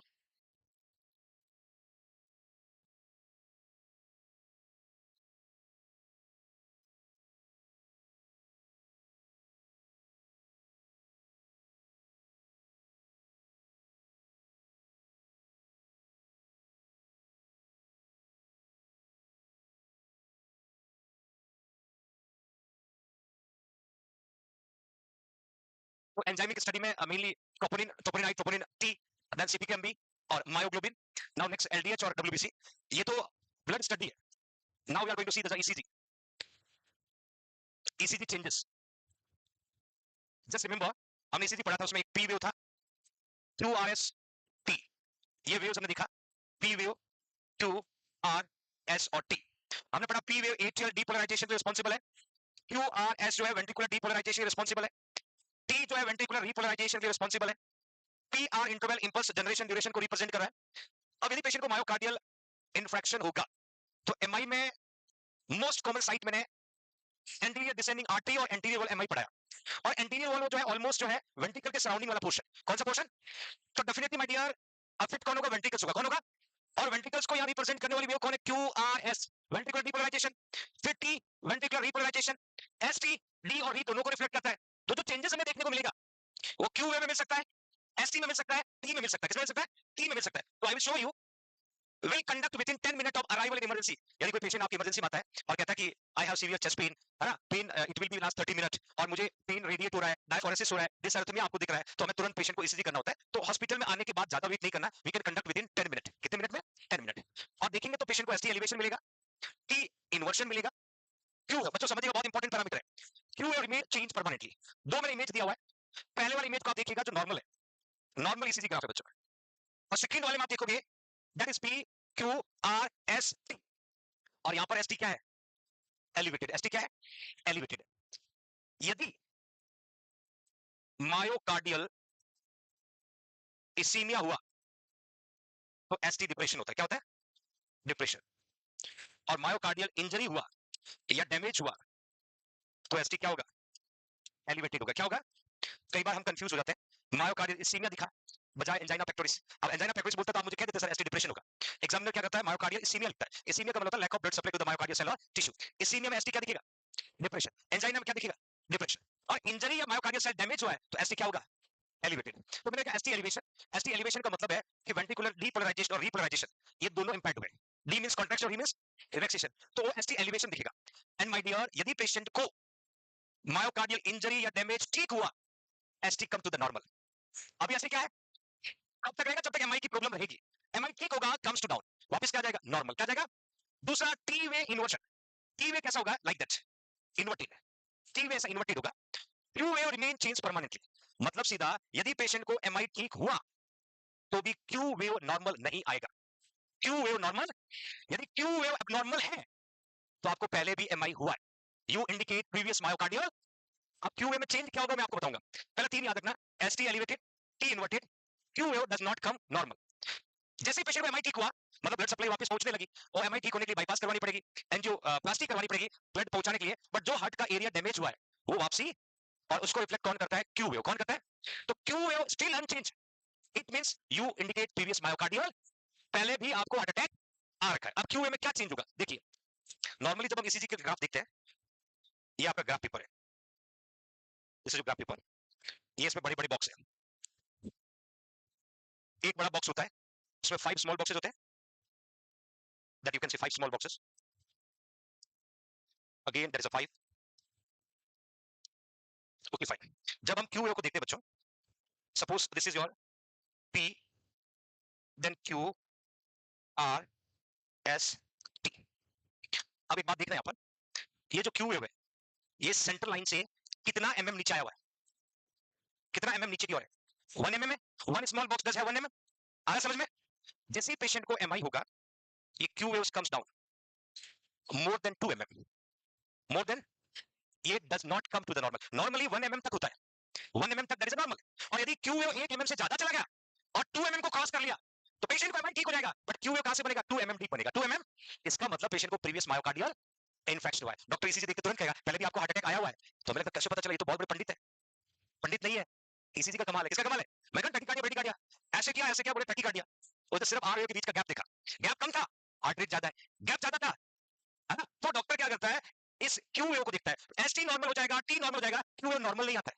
और क्यू वेव कितना डीप हो जाएगा? मतलब नॉर्मली 1 और 2 के बीच में रहता है, बट ये 2 से ज्यादा चला जाता है। तो 1 एमएम मैंने आपको दिखाया, दैट विल बी इंडिकेटिंग। एक इमेज शायद देख पाओगे आप इस पिक्चर में। देखना बच्चों, ये देखिए क्यू वेव कितना एमएम दिख रहा है आपको पिक्चर में, केयरफुली। यहां से स्टार्ट हुआ है और यहां तक गया हुआ है, कितना एमएम डीप है? दैट्स नॉर्मल, देखा? और यही जब प्रीवियस एमआई वाला होगा तो इस तरीके से दिखेगा, that indicate patient suffered previous myocardial infection. आया कुछ कुछ समझ में? Please write down. ये मेन कैरेक्टरिस्टिक आपको बता रहा हूं, क्यू वेव को हाईलाइट लेना। ये एग्जाम में बड़ा पूछते हैं, कभी पूछेंगे इंडिकेट प्रीवियस एमआई तो भी क्यू वेव लिखना है, कभी पूछते कौन सा वेव नॉर्मल नहीं आता है तो भी क्यू वेव लिखना है।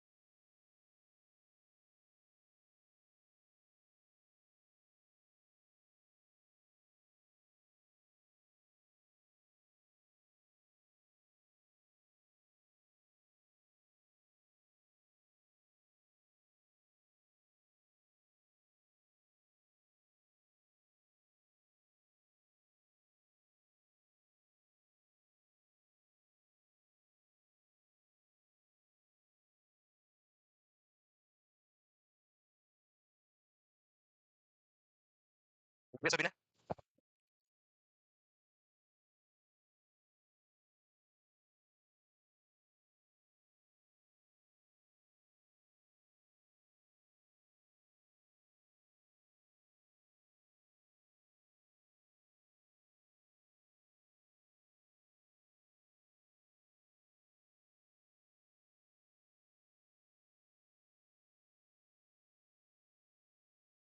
क्वेरी करते हैं। अभी आप देखते हैं कि कौन सा एमआई हुआ तो कौन सा चेंजेस चेंजेस आपको समझ में आ गया। Like T inverted ST elevation Q wave does not change. अभी हमने डिफरेंट टाइप्स ऑफ साइट पढ़ा है ना,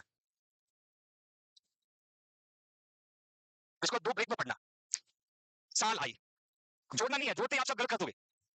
सब साल आई, मैंने बीच में एक दीवार खड़ी करी है ना, आप बहुत बदमाश हो। साल, सेप्टल, एंटीरियर और इंफीरियर। अब चेंजेस हमें पता है, बट एक्जेक्टली जो कॉम्पिटिटिव एग्जाम में एमसीक्यू बनेगा ना, वो सीधा पूछेगा कि सेप्टल वॉल एमआई में कौन कौन सी लीड में चेंजेस होगा। वो पूछेंगे एंटीरियर वॉल एमआई में कौन कौन से लीड में चेंजेस होगा। चेंजेस तो मैंने पता है कि भाई टी जो इन्वर्टेड होगा, एसटी एलिवेशन होगा, Q does not come to the normal. But particular जब पूछेंगे ना, तो टेक्स्ट याद दिला रहा हूं मैं आपको। मोस्ट कॉमनली मायोकार्डियल डैमेज को डिटेक्ट करता है। एस का मतलब क्या का, सेप्टम। जैसे मैंने यहां लिखा साल, सेप्टम, एंटीरियर, लेटर और आई इंफीरियर। आपको क्या करना बच्चों, जब हम चेंजेस पढ़ेंगे तो साल के आगे लिखना सेप्टम में V1 V2, सुनिएगा समझिएगा। एंटीरियर लिखना V3 V4, लेटर लिखना V5। आसान है। अब लेटर में क्या आता है तो लिखना AVL, क्या लिखोगे, और साथ में लीड फर्स्ट लिखते, क्या लिखोगे, लीड फर्स्ट। मतलब सीधा सेप्टल वॉल एमआई हुआ, इन दो लीड में एसटी एलिवेशन मिलेगा, इन दो लीड में एसटी एलिवेशन टी इन्वर्शन मिलेगा। एंटीरियर वॉल एमआई हुआ, V3 एसटी एलिवेशन मिलेगा। लेटरल वॉल में हुआ V6 V5 V6 AVL और लीड फर्स्ट में मिलेगा लीड। अब बच कौन सी गई, लीड सेकंड, लीड थर्ड। एक AVL सॉरी AVR और AVF, तो यहां लेना AVF, क्या लोगे, AVR को फ्री कर दो। अब लिखूंगा बच्चों, मैं लिखूंगा, जस्ट वेट करो। इंफीरियर आते लीड सेकंड लीड थर्ड और AVF, इनमें क्या होगा, एसटी एलिवेशन क्या होगा। मैं एक बार शो करता हूं आपको, ध्यान से देखिएगा। Septal V1 V2, anterior V3 V4, lateral V5 V6 AVL और lead first, and inferior lead second lead third sorry AVF या AVF करना बचा, AVR को मैंने छोड़ा था।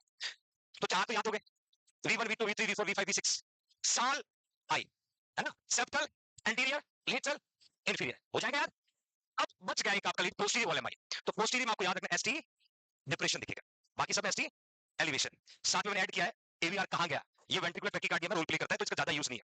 दीज आर, जो एवीआर तो हमने कहा था मिरर इमेज को देखने में मदद कर रहा है, याद है मिरर इमेज पढ़ाया था कि ईसीजी सही है कि नहीं, तो प्लीज नोट डाउन कर लीजिएगा। ऐसा क्वेश्चन आ सकता है कि सेप्टल वाला एमआई में ईसीजी चेंजेस क्या होगा।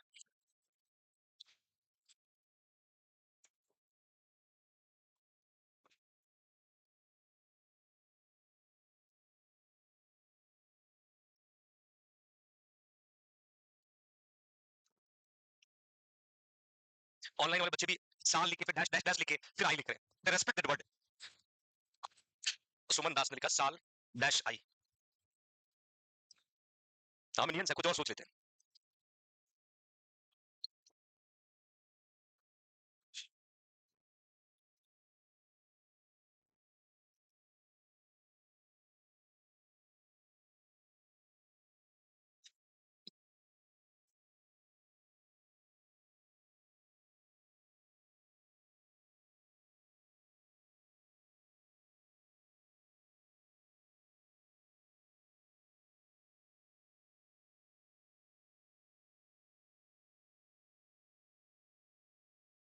तो ये जो कार्डिक सिस्टम है एक सब्जेक्ट के बराबर है। आप साइकेट्रिक पढ़ लोगे जितने घंटों में एमआई हो जाए, तो ये कार्डियोवास्कुलर खत्म होगा, है ना। मेडिसिन के सिस्टम बड़े हैं, या पीडियाट्रिक पूरी खत्म कर लोगे तब जाके एक सिस्टम पूरा होता है ना। मेडिसिन में एनाटॉमी भी आ रहा है, एमएसएन भी आ रहा है, नर्सिंग प्रायोरिटी भी आ रही है, ड्रग्स भी आ रही है। और अब जो ड्रग्स आपको जो सिस्टम में मिलेगी ना, वो अलग से फार्मा में नहीं पढ़ाई जाएगी।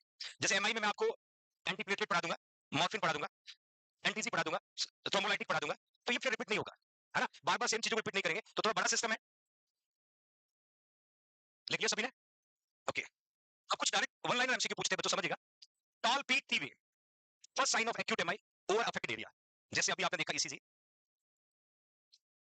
ये आपका नॉर्मल ईसीजी था, ये आपका एमआई का ईसीजी पड़ा, P Q R S T. Second वाले में देखेंगे again P Q R S T.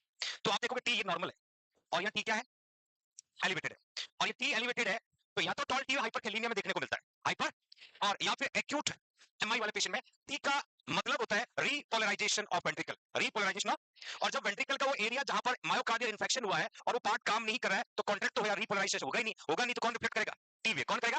तो tall peak T wave first sign of acute MI. Most common sign है चेस्ट पेन पड़ा है, क्या पड़ा है? बट एसीसी में पूछिए ना तो tall peak T wave the first sign of myocardial infection. Then inverted T wave chronic MI का इंडिकेटर है। अभी आपने एसटी एलिवेशन में इन्वर्टेड टी वे पढ़ा, तो that we can say chronic MI को रिफ्लेक्ट करता है। मैं कहा था hours phase after MI, ST and T wave change will return to the normal, but Q wave change usually remain permanently. आपने सुना होगा, एक सुना होगा ST elevation myocardial infection, एक सुना होगा non ST elevation myocardial infection. ST elevation myocardial infection का मतलब कंडीशन अभी प्रेजेंट है, नॉन ST elevation के मतलब पेशेंट को प्रीवियस मायोकार्डियल इन्फेक्शन। यहाँ ST एलिवेटेड है तो सीधा पता चल ही रहा है, नॉन ST एलिवेटेड है मतलब ST वापस क्या आ गया, नॉर्मल क्या आ गया, तो हमें कौन इंडिकेट करेगा? Q wave. कौन इंडिकेट करेगा? तो क्या लिखा था? ST elevated MI, non ST elevated MI. तो एसटी एलिवेटेड जो हमारे सामने अभी प्रेजेंट है, नॉन एसटी का मतलब ठीक हो गया है, बट क्यू वेव अभी अनचेंज है। कौन सी अनचेंज है? Q wave. आप लिख लीजिएगा।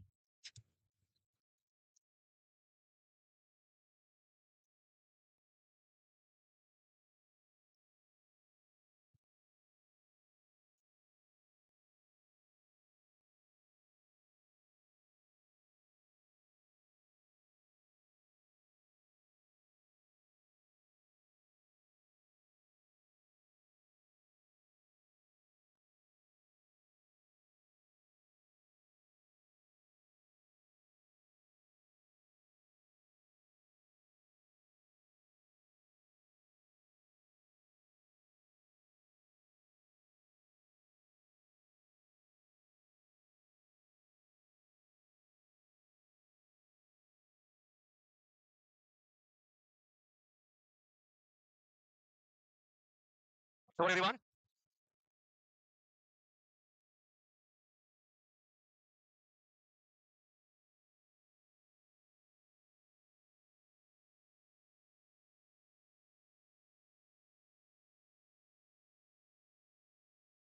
वो कौन सा टेस्ट है?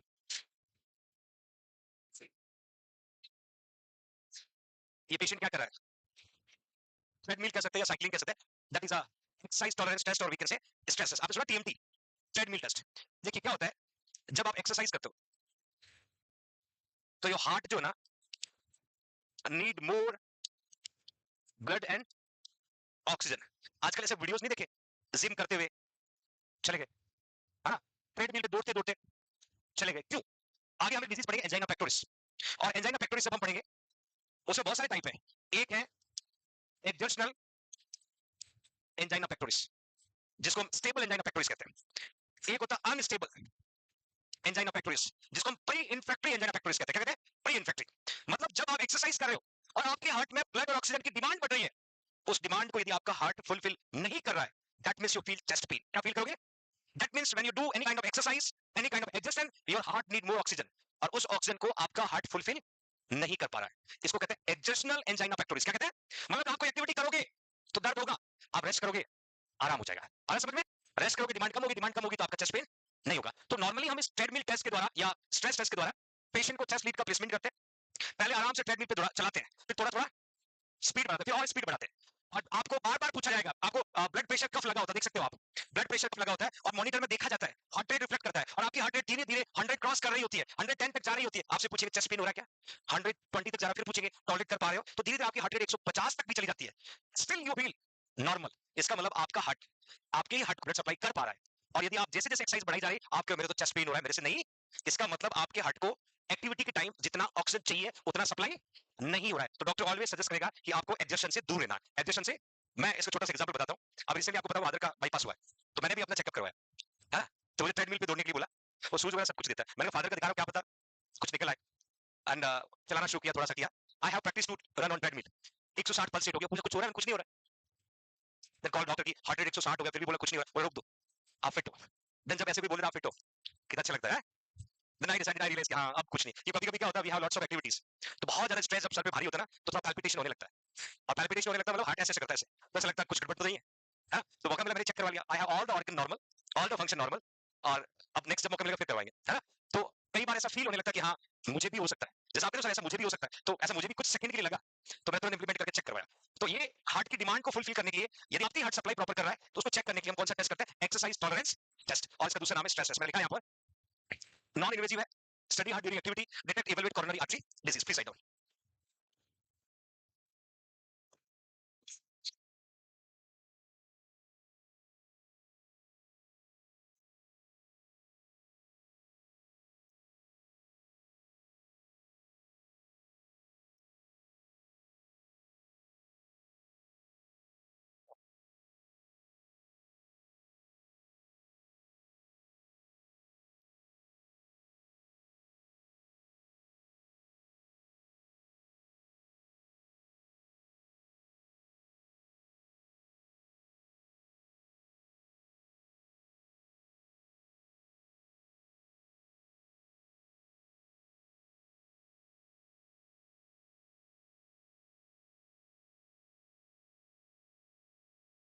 लिख लिया सभी ने? ओके, आपको इमेज बेस्ड क्वेश्चन भी पूछा जा सकता है, तो भी आप फाइंड आउट कर सकते हैं। Now next very important, that is cardiac catheterization, या हम एंजियोग्राफी बोल सकते हैं।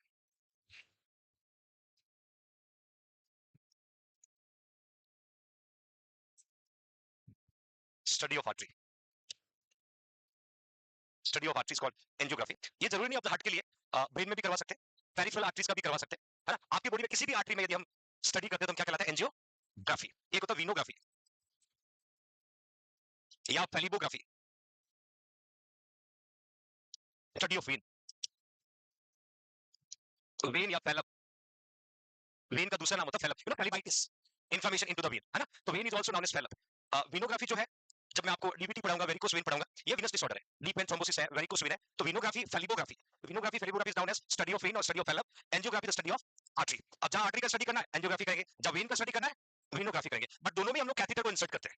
कैथेटर को इंसर्ट आर्टरी में भी करते हैं जब आर्टरी का स्टडी करते हैं, और वेन का स्टडी करते हैं तो हम लोग वेन में भी पुट करते हैं। अब यहाँ पर अलग अलग इमेजेस है, मैंने क्लियरली मेंशन किया, to determine extent of location of obstruction of the coronary artery. देखिए आपके सामने एक थ्री वे दिख रहा है, उसके अलावा एक स्टीलेट का गाइडर दिख रहा है, एक नीडल दिख रहा है, यहाँ पर वो आर्टरी दिख रहा है जहां पर फैट और लिपिड का डिपोजिशन है। यहाँ तक पहुंचने के लिए हमें क्या करना होगा? साइड्स, फीमोरल आर्टरी को आप यूज कर सकते हो। फीमोरल आर्टरी से आपकी एंट्री होती है, तो फीमोरल आर्टरी से आप किधर जाओगे? Abdominal iota. कहां जाओगे? जस्ट याद करना, मैंने आर्टरी आपके सप्लाई, फीमोरल आर्टरी से कहां जाओगे? एब्डोमिनल, फिर आप जाओगे, फिर आप जाओगे डिसेंडिंग, फिर जाओगे, फिर जाओगे, फिर एंट्री हो जाएगी आयोटा में। समझ में आ रहा है? अब हमें असेंडिंग आयोटा से एंट्री करना है कोरोनरी आर्टरी में। कहां जाना है? क्योंकि आर्टरी कौन सी स्टडी करना है? कोरोनरी। कौन सी करना है?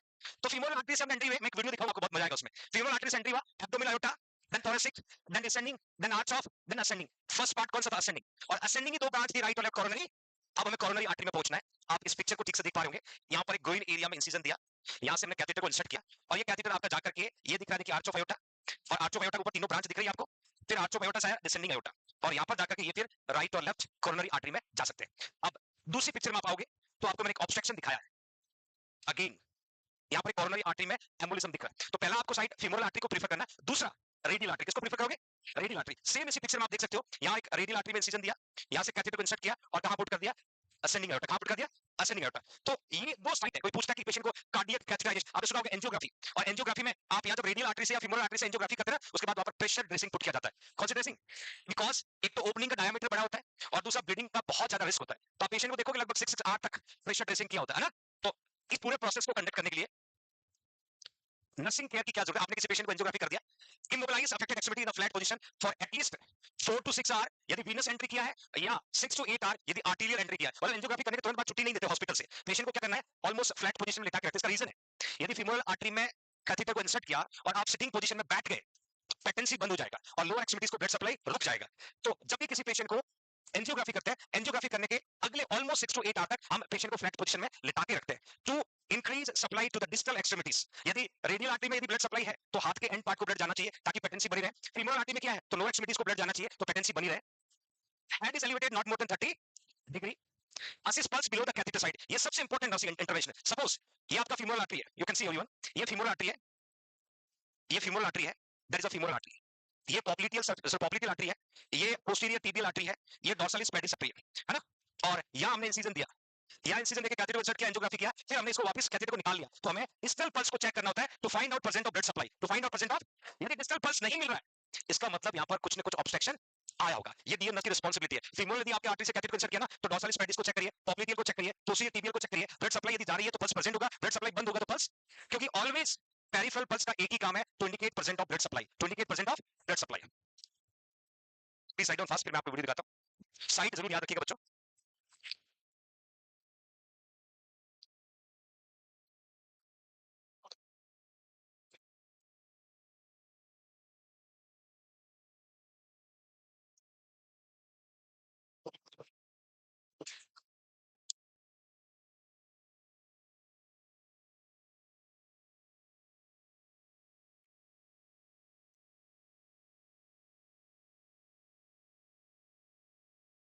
एंजियोग्राफी के आगे आप ब्रैकेट में लिखिएगा study of artery, study of artery.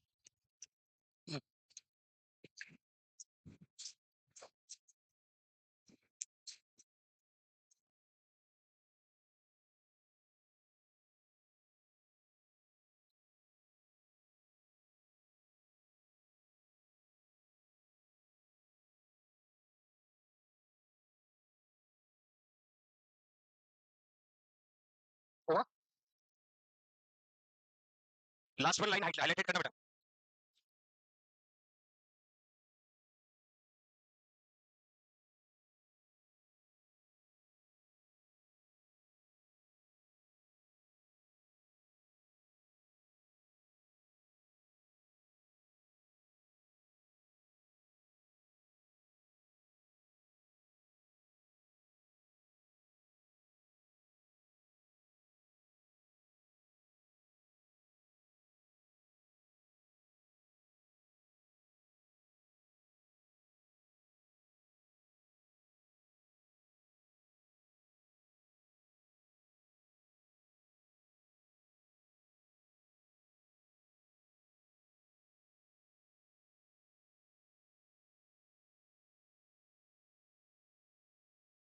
The site will use to find out obstruction, femoral or radial.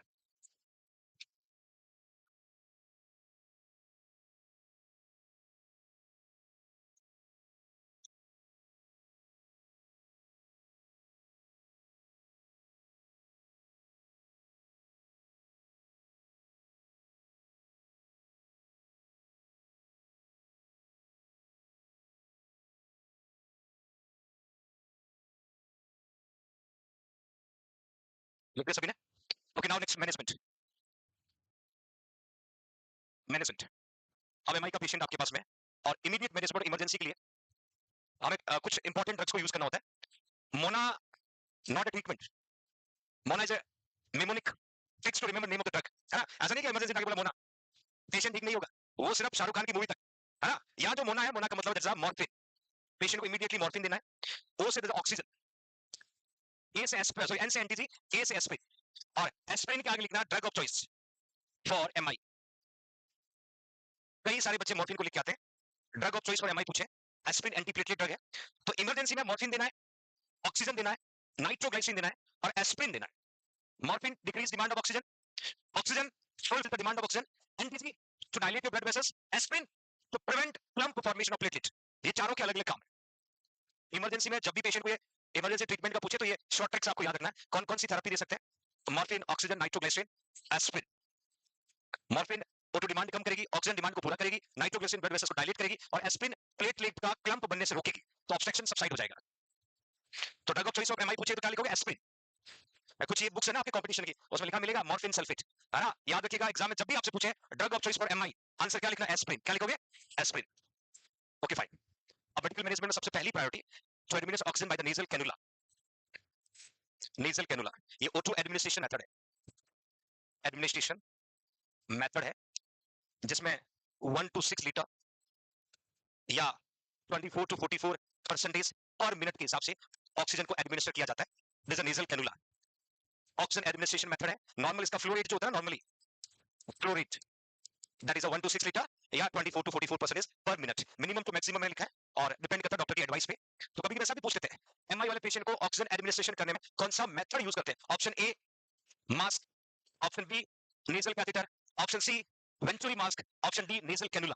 तो प्रायोरिटी किसको देना है? नेजल। आपको पता है प्रॉन्स होती है, नोज में डालते हैं, कान के ऊपर से लाते हैं, नेक के आगे फिक्स करते हैं। दैट इज नॉट नेक के बिहाइंड, नेक के आगे फिक्स करते हैं, दैट्स अ नेजल कैनुला, इसका नॉर्मल फ्लो रेट होता है 1 to 6 लीटर पर मिनट और परसेंटेज में 24 to 44%। दूसरा यहाँ पर है semi Fowler position, 30 to 45 degree angle, semi Fowler.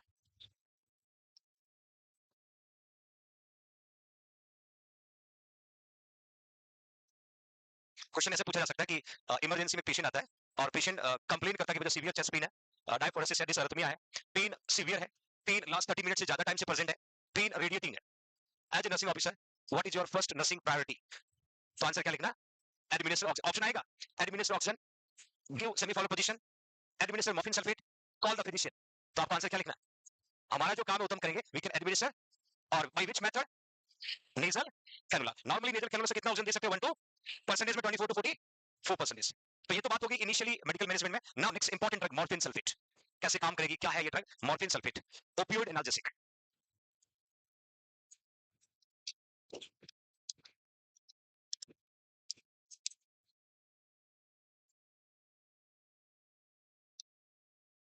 एक मॉर्फिन पढ़ते हैं, एक मिपेरिडिन पढ़ते हैं। और मिपेरिडिन जो है पैनक्रियाटाइटिस वाले पेशेंट को देते हैं, पैनक्रियाटाइटिस वाले पेशेंट को हम लोग मिपेरिडिन देते हैं। मॉर्फिन हम पढ़ते हैं एक तो एमआई वाले पेशेंट को, मैलिग्नेंट कैंसर वाले पेशेंट को, लिखने की जरूरत नहीं, आपके नॉलेज के लिए बता रहा हूं बच्चों। और पोस्ट ऑपरेटिव पेशेंट, सर्जरी के बाद इंसिजनल पेन को कम करने के लिए हम मॉर्फिन का यूज करते हैं। अब दोनों ही एनाल्जेसिक है और मैंने कहा ओपियोइड एनाल्जेसिक। आपने सुना ओपियम? क्या होता है ओपियम? खाया किसी ने? एनीबॉडी? ओपियम खाना भी मत, अफीम बोलते हैं ना, अफीम। ओपियम जो है ओवरडोज होने पर ना प्यूपिल को क्या कर देता है? Pin point, not dilate, shrink कर देता है, कुछ नहीं दिखता फिर है। तो ओपियम जो कंपोजिशन है we can use as analgesic. किस फॉर्म में यूज करते हैं?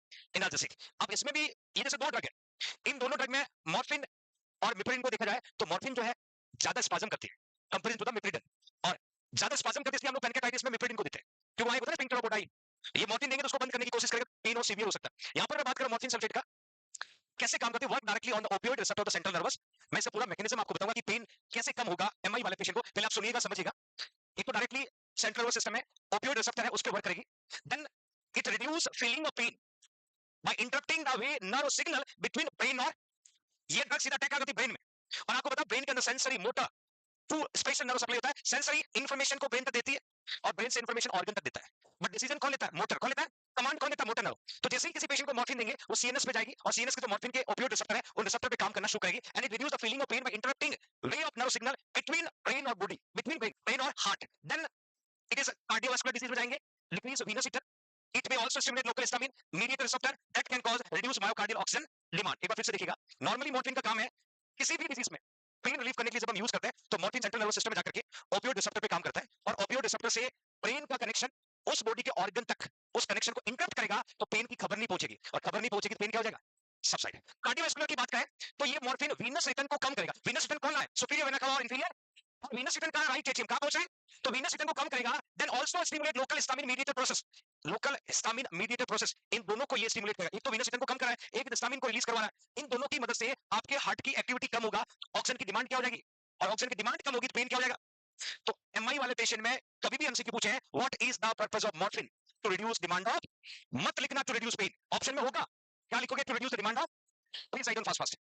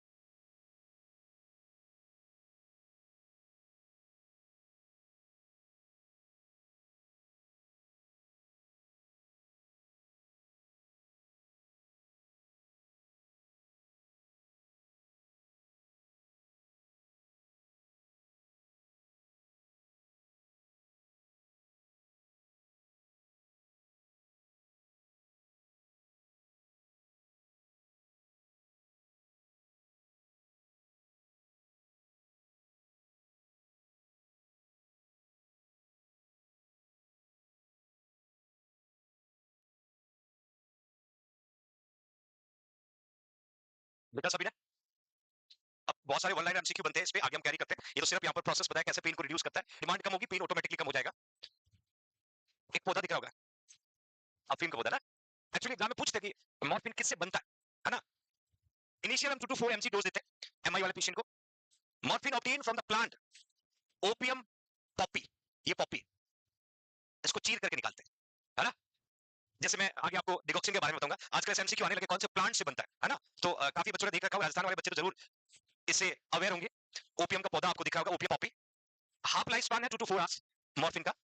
और जब भी मॉर्फिन को देंगे, रूट कौन सा है और डाइल्यूट कितने एमएल में करना है, क्या लोगे और कितने मिनट में दोगे, दिया कभी इतने मिनट में, 4 to 5 सेकंड में खत्म, है ना। आईवी देने के स्पीड में पता है, क्योंकि हम लोग अपने सीनियर से सीखते हैं। कभी भी जरूर नहीं इस की बात करो, आईवी एडमिनिस्ट्रेशन आप करते हो, आईवी एडमिनिस्ट्रेशन कोई भी ड्रग को आप करते हो, वो नीड 5 to 10 मिनट्स। तो डॉक्टर ने भी तंग आकर के 100 ml में देना शुरू कर दिया। कोई भी आईवी देना तो लिख रहा 100 ml नॉर्मल सलाइन, है ना। और गलती से हमें एडवाइस कर दिया तो हम तो 5 to 10 पेशेंट गया ऊपर, यू नो, फोर्टविन फिनार्गन, है ना। अब आईवी 10 मिनट कौन बैठेगा, कायदे से स्टूल लगा करके पेशेंट के पास बैठ जाना है, थोड़ा सा पुश करना, यू टेक ब्रेक, फिर थोड़ा पुश करना, यू कैन टेक ब्रेक, क्योंकि आप सीधा ब्लड में भेज रहे हो, कहां भेजो। और यदि आपने स्पीड से दे दिया, it can cause cardiac arrest. इधर आपने 10 सेकंड में खत्म किया, उधर नर्सिंग नोट्स में लिखा मॉर्फिन गिवन, पेशेंट गिवन, इतना ही टाइम मिलता है ना। फिर भागो सीपीआर डीफैब सब करो, क्योंकि आपने तो कमाल कर दिया, 10 सेकंड में दे दिया। देना चाहिए 5 to, ये होता है actually when we are student. तो हम क्या अपने सीनियर को देखते हैं, और सीनियर वहां काम करने वाला घंटे को ना 10 एमपीएल को तोड़ेगा, 10 एमएल में भर लेगा, और सब पेशेंट को तैयार हो जाओ, कैप खोल के रखो, 1 ml, खुद ही कैप बंद करेगा, 1 ml। पेशेंट को समझा देते कि कैप को खोलना है, 1 ml जाती बंद करना है। तो पेशेंट कैसे मॉर्निंग ब्रेकफास्ट के प्लेट लेके खड़े थे, वैसे कैनुला की कैप खोल के खड़े रहते हैं। गवर्नमेंट हॉस्पिटल की स्थिति बता रहा हूं आपको, है ना। इट्स रियलिटी, एक नर्सिंग स्टाफ 50 पेशेंट, और एंटिक तो सबको चलता है। तो कोई तंग आकर के कोई टिपिकल नर्स होती है व्हाइट कैप वाली, 10 एमपीएल तोड़ा, 10 ml में भरा, और सबको ट्रेनिंग दे देते हैं। जैसे मैं आती हूँ, कैनुला का कैप खुला रखना है, लगाया, 1 ml, कैप बंद, नेक्स्ट 10 सेकंड में 10 पेशेंट फ्री। लगना चाहिए था 10-10 मिनट को जोड़ोगे तो कम से कम 2 घंटे के आसपास का टाइम लगना चाहिए। और टोली कोई और ही खींचता, अटेंडरी, है ना। ये तरीका गलत है, बिकॉज आईवी जब भी देते हो स्लोली देना होता है। क्या देना होता है, because directly reach into the drug. और हमेशा आईवी का जो इफेक्ट होता है ना बच्चों, किसी को आईवी दिया है वो 30 to 60 सेकंड में पर्चा दिखा देता है, 60 सेकंड का टाइम लगता है। मतलब आप सोचिएगा 1 मिनट में वो ड्रग रिस्पॉन्ड कर देती है। यदि आपको बहुत सीवियर पेन हो रहा है और 1 मिनट में कोई ड्रग आपको एडमिनिस्टर कर दिया तो पेन तुरंत रिलीज। यदि आपको नींद नहीं आ रही है, सेडेटिव दे देंगे, तो 1 मिनट का टाइम सोचिएगा, 30 सेकंड से 60 सेकंड में ड्रग अपना इफेक्ट बता देती है। और वहां यदि आप 5 सेकंड में 10 सेकंड में देखे आओगे तो महा इफेक्ट बता देगी, है ना। तो मैं लिखा इसलिए एग्जाम में पूछते हैं कि मॉर्फिन को डाइल्यूट कितना एमएल में करना होता है, कभी भी बिना डाइल्यूट किए नहीं देना है, और 4 to 5 मिनट्स में देना होता है, क्योंकि ये कॉज करता है respiratory depression, the concern with the urinary tension और रेस्पिरेटरी डिप्रेशन, ये हाईलाइट करना, रेस्पिरेटरी डिप्रेशन कॉज करता है।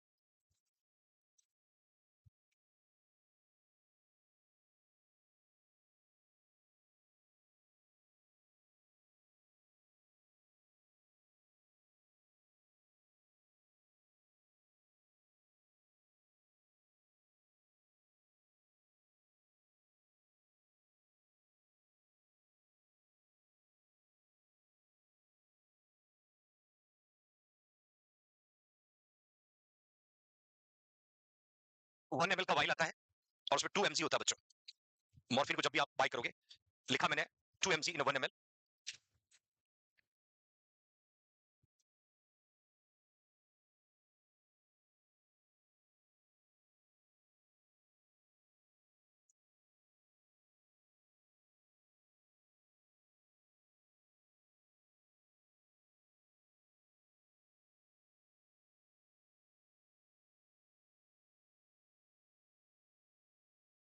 क्या बेटा, हेडेक है, take deep breath, otherwise give morphine, है ना।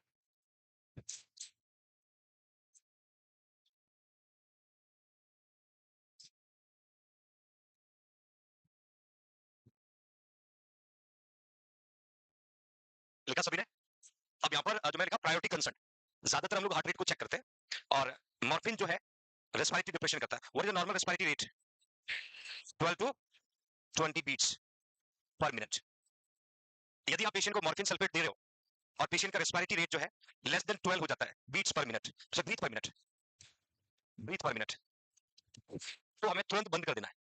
और यदि लेस देन 10 हो गया तो समझना पेशेंट को respiratory depression with word medication, if respiratory rate less than 12 breath per minute. यदि नर्स की रिस्पांसिबिलिटी है, जैसे आपका रेस्पिरेटरी रेट कम होता है तो मॉर्फिन को जो है बंद कर देना, विथ होल्ड कर देना। इवन मैं आपको बता दूं, रेस्पिरेटरी ट्रैक डिसऑर्डर में मॉर्फिन का यूज किया जा सकता है विथ प्रिकॉशन, प्रिकॉशन के साथ हम रेस्पिरेटरी डिजीज में भी यूज करते हैं, बट इसका कॉम्प्लिकेशन जो है ना कैन कॉज रेस्पिरेटरी डिप्रेशन.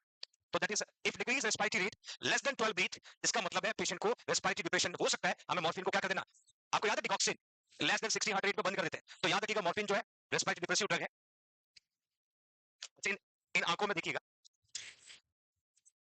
मैं नहीं पूछा कौन सी खूबसूरत लग रही है, इनमें प्यूपिल पे ध्यान दीजिएगा. और कौन सी प्यूपिल नॉर्मल लग रही है, मिडल, दैट इज नॉर्मल. ठीक है.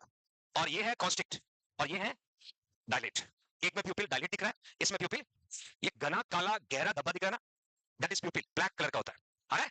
और ये जो प्यूपिल है 2 to 6 mm साइज का होता है normally. Size of प्यूपिल 2 to 6 mm. ठीक है. If the respiratory rate less than 10 breaths per minute can indicate respiratory distress. Monitor the pupil changes because pinpoint pupil less than 2 mm it can indicate morphine overdose. मतलब opium ज्यादा हो गया, ये आपको याद रखना है. एग्जैक्टली देखिएगा, एक तो ये जो प्यूपिल है अराउंड होता है, दूसरा ब्लैक कलर का होता है और साइज 2 to 6 mm होता है. रिएक्टिव टुवर्ड्स लाइट, डायलेट इन डार्कन एरिया. ये जो प्यूपिल है जैसे ही आप लाइट डिलीवर करोगे तो रिएक्ट करेगा. क्या करेगा? और जैसे ही आप डार्कन एरिया में जाओगे तो क्या होगा, जैसे रात को रूम में लाइट चली जाती है, वहां के फाड़ फाड़ के देखने की कोशिश करते हैं, ट्राई करते हैं, कुछ नहीं दिखता है, प्यूपिल क्या हो जाती है. और वही आपकी आंख में कोई टॉर्च कर दे तो प्यूपिल क्या हो जाता है. जब शिकारी को शिकार करना होता है तो जंगल में जाके रात को लाइट जलाता है, तो जानवरों की आईज ऐसे फ्लैश करती है, तो जैसे ही लाइट उनकी आंख पे पड़ेगी उनकी प्यूपिल क्या हो जाएगी और उनको दिखना, पास में जाके शिकार कर सकते हो. तो एग्जैक्टली कोई भी लाइट आपके, जैसे कई बार अनकॉन्शियस पेशेंट आता है हॉस्पिटल में, तो अपने डॉक्टर साहब वो मोबाइल की लाइट चलाते हैं, पेशेंट की आंख पे ऐसे डिलीवर करते हैं और फिर हटा लेते हैं. हम सोचे क्या देख रहे होते हैं, हम भी कर लेते कभी कभी, है ना. बट एग्जैक्टली लाइट जैसे सेंटर ऑफ आई आएगा ना, your pupil going to be constricted. Light जैसे साइड में जाएगा, we can check the response of pupil. क्या चेक करते हैं? और यहाँ पे यदि पेशेंट को मॉर्फिन ओवरडोज हुआ है तो प्यूपिल कॉन्स्ट्रिक्ट हो जाएगा. क्या हो जाएगा? कॉन्स्ट्रिक्ट हो जाएगा. और that is indicate pin point प्यूपिल. ये कई बार क्वेश्चन पूछा जा चुका है. और एंटीडोट जो है नैलेक्सोन. Please write down.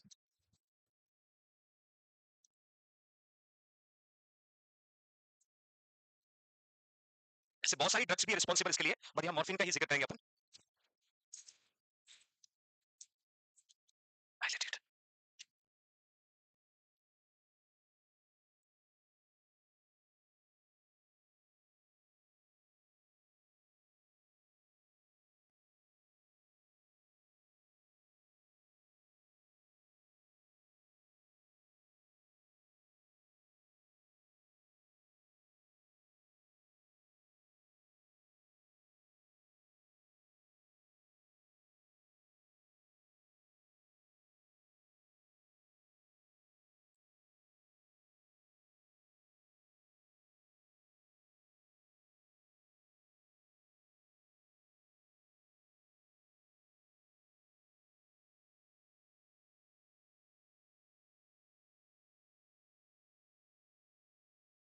ब्रैकेट में लेस देन 2 mm जरूर मेंशन करें.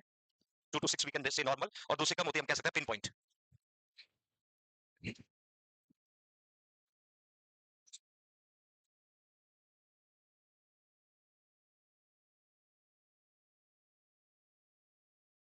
नैलेक्सोन नार्कन ओवरडोज को कम करने के लिए हम लोग यूज करते हैं, work as a antidote. It's for everyone. आविदा डिपेंड करता है टॉक्सिटी पे.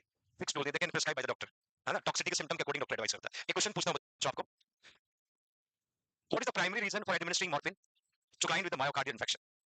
एमआई वाले पेशेंट को मॉर्फिन देने का primary reason to sedate client, to decrease client pain, to reduce client pain, to minimize client pain. बड़ी जल्दी हो. To decrease client anxiety, to decrease, ज्यादातर बच्चे का टू रिड्यूस पेन. जैसे नर्सिंग प्रोसेस में हम नहीं लिखते, कोई भी नर्सिंग डायग्नोसिस बनाएगा पेन रिलेटेड टू फलाना फलाना, पहला ही गोल बनता है to reduce pain. Okay. Next drug nitroglycerin, it's very important. इसको मैंने कहा एंटी एंजाइनल ड्रग, क्योंकि ये एंजाइना की ड्रग ऑफ चॉइस है. Drug of choice for angina.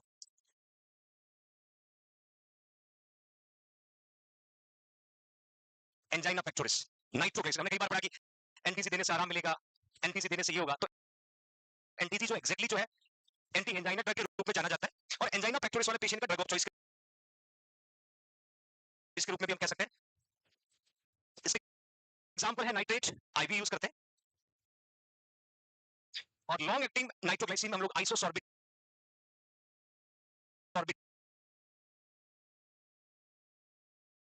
Hourly पर ऑरली यूज करते हैं बच्चों। आइसोसॉर्बिट ज्यादातर कार्डिक वाले पेशेंट में पॉकेट में रखते हैं। That is a long acting nitrate. यहां तक लिख लो पहले, फिर आपका फंक्शन आपको बता देता हूं कैसे काम करता है।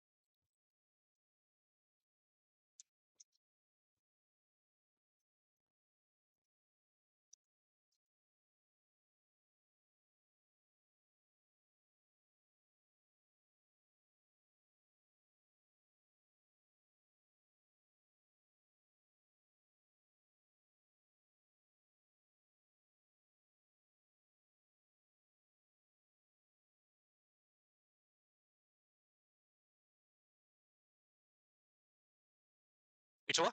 देखिए दो तीन प्रकार के पढ़ेंगे, एक beta blocker, calcium channel blocker और वीके से नाइट्रोग्लिसरीन। इसका एक काम कॉमन है, वेसोडाइलेशन।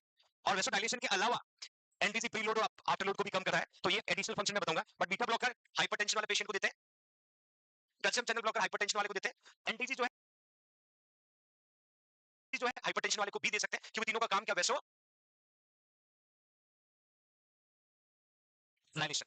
अब एग्जैक्टली किसी पेशेंट को नाइट्रोग्लिसरीन हम दे रहे हैं, work by relaxing smooth muscles, blood vessels in your body that increase amount of blood, amount of oxygen that reach to the heart, can reduce your chest.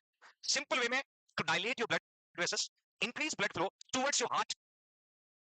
जब blood reach करेगा, oxygen पहुंच जाएगा, oxygen पहुंच जाएगा, pen reduce हो जाएगा। मैंने आपको शुरू में कहा था, इन पेशेंट को सीवियर चेस्ट पेन है, इजी दे रहे हैं, फिर भी आराम नहीं आ रहा है। That indicates severe chest pain for the MI. But NTC क्या चाहता है? NTC blood vessels को रिलैक्स करेगा, तो ल्यूमन के अंदर जो ऑब्स्ट्रक्शन है वो हटेगा, ब्लड किधर चला जाएगा, हार्ट के टुवर्ड्स। ब्लड पहुंचेगा तो कौन पहुंचेगा, ऑक्सीजन। कौन पहुंचेगा, ऑक्सीजन। तो ये एक्जेक्टली नाइट्रोग्लिसरीन जो है, एक तो कोरोनरी आर्टरी को डायलेट करता है, प्रीलोड आफ्टर लोड को कम करता है, और मायोकार्डियल O2 कंजप्शन को भी कम करता है। इन तीनों कॉम्बिनेशन के साथ में पेशेंट का चेस्ट पेन क्या होता है, subside. Please please write down.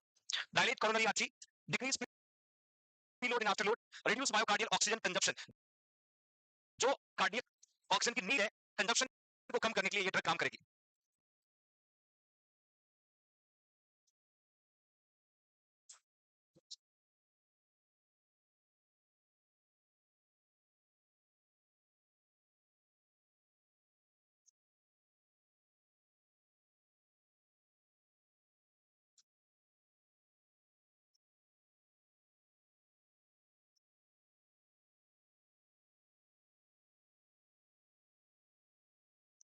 कल का जो पेपर आपका होगा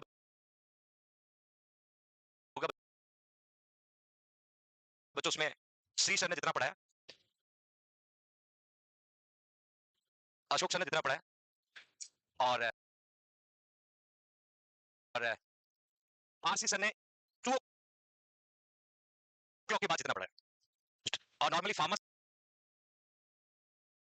सर ने शायद टीच किया। तीनों मिलाकर के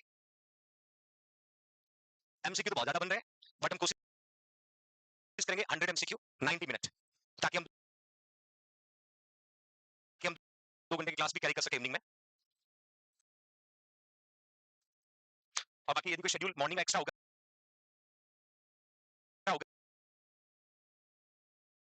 तो नेक्स्ट क्लास में आपको बता दिया जाएगा। आज का भी क्लास रहेगा, यहां तक आएगा। अब एक्चुअली इसमें बहुत सेलेक्टिव एमसीक्यू देने पड़ेंगे। आज वाला यदि नेक्स्ट में देंगे तो भी चलेगा, पेपर तो बना दिया आपका, है ना। बट पढ़ना जरूरी है नहीं कि अब एक बार जाकर रिवाइज करना। एमआई वाले क्वेश्चन मैंने नहीं डाले, ऑलरेडी ओवर हो चुका है, बट पढ़ के मैं पूछ लूंगा, ध्यान रखना।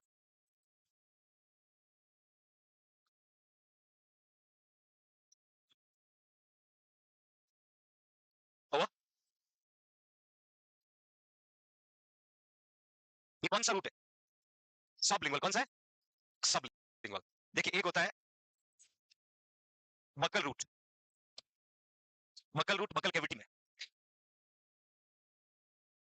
इन बकल कैविटी कहां होती है, बकल कैविटी, बकल कैविटी कहां होती है, चीक और टीथ के बीच में।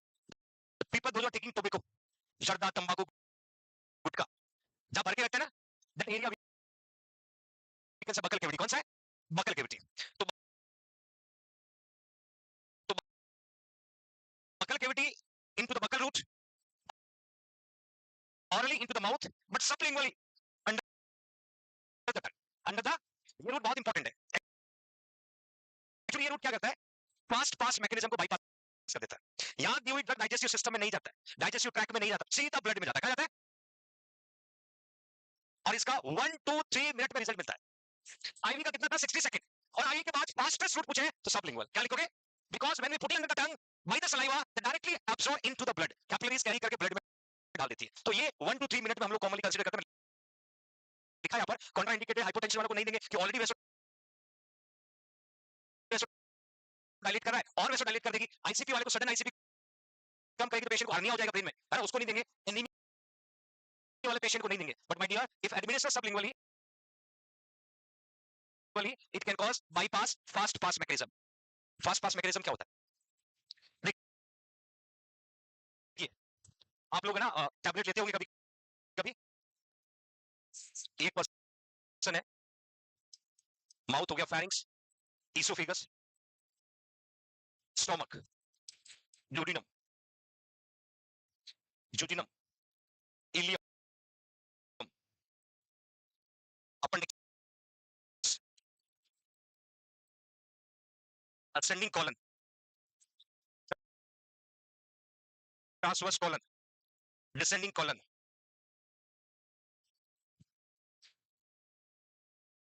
sigmoid colon, rectum, anal canal और anus. ये आपका जीआई ट्रैक हुआ. क्या हुआ? तो GI tract. Then that is liver, that is your liver.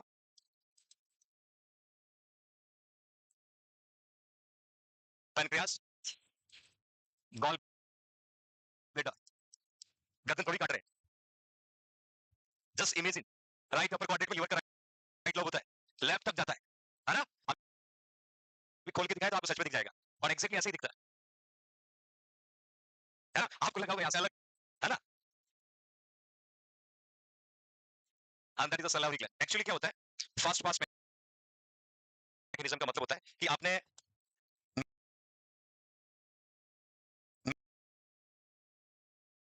Medicine, आपने टैबलेट लिया, माउथ में पुट किया,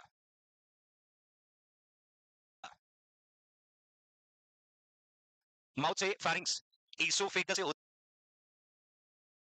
होता हुआ स्टोमक में पहुंच गया. कहां पहुंच गया?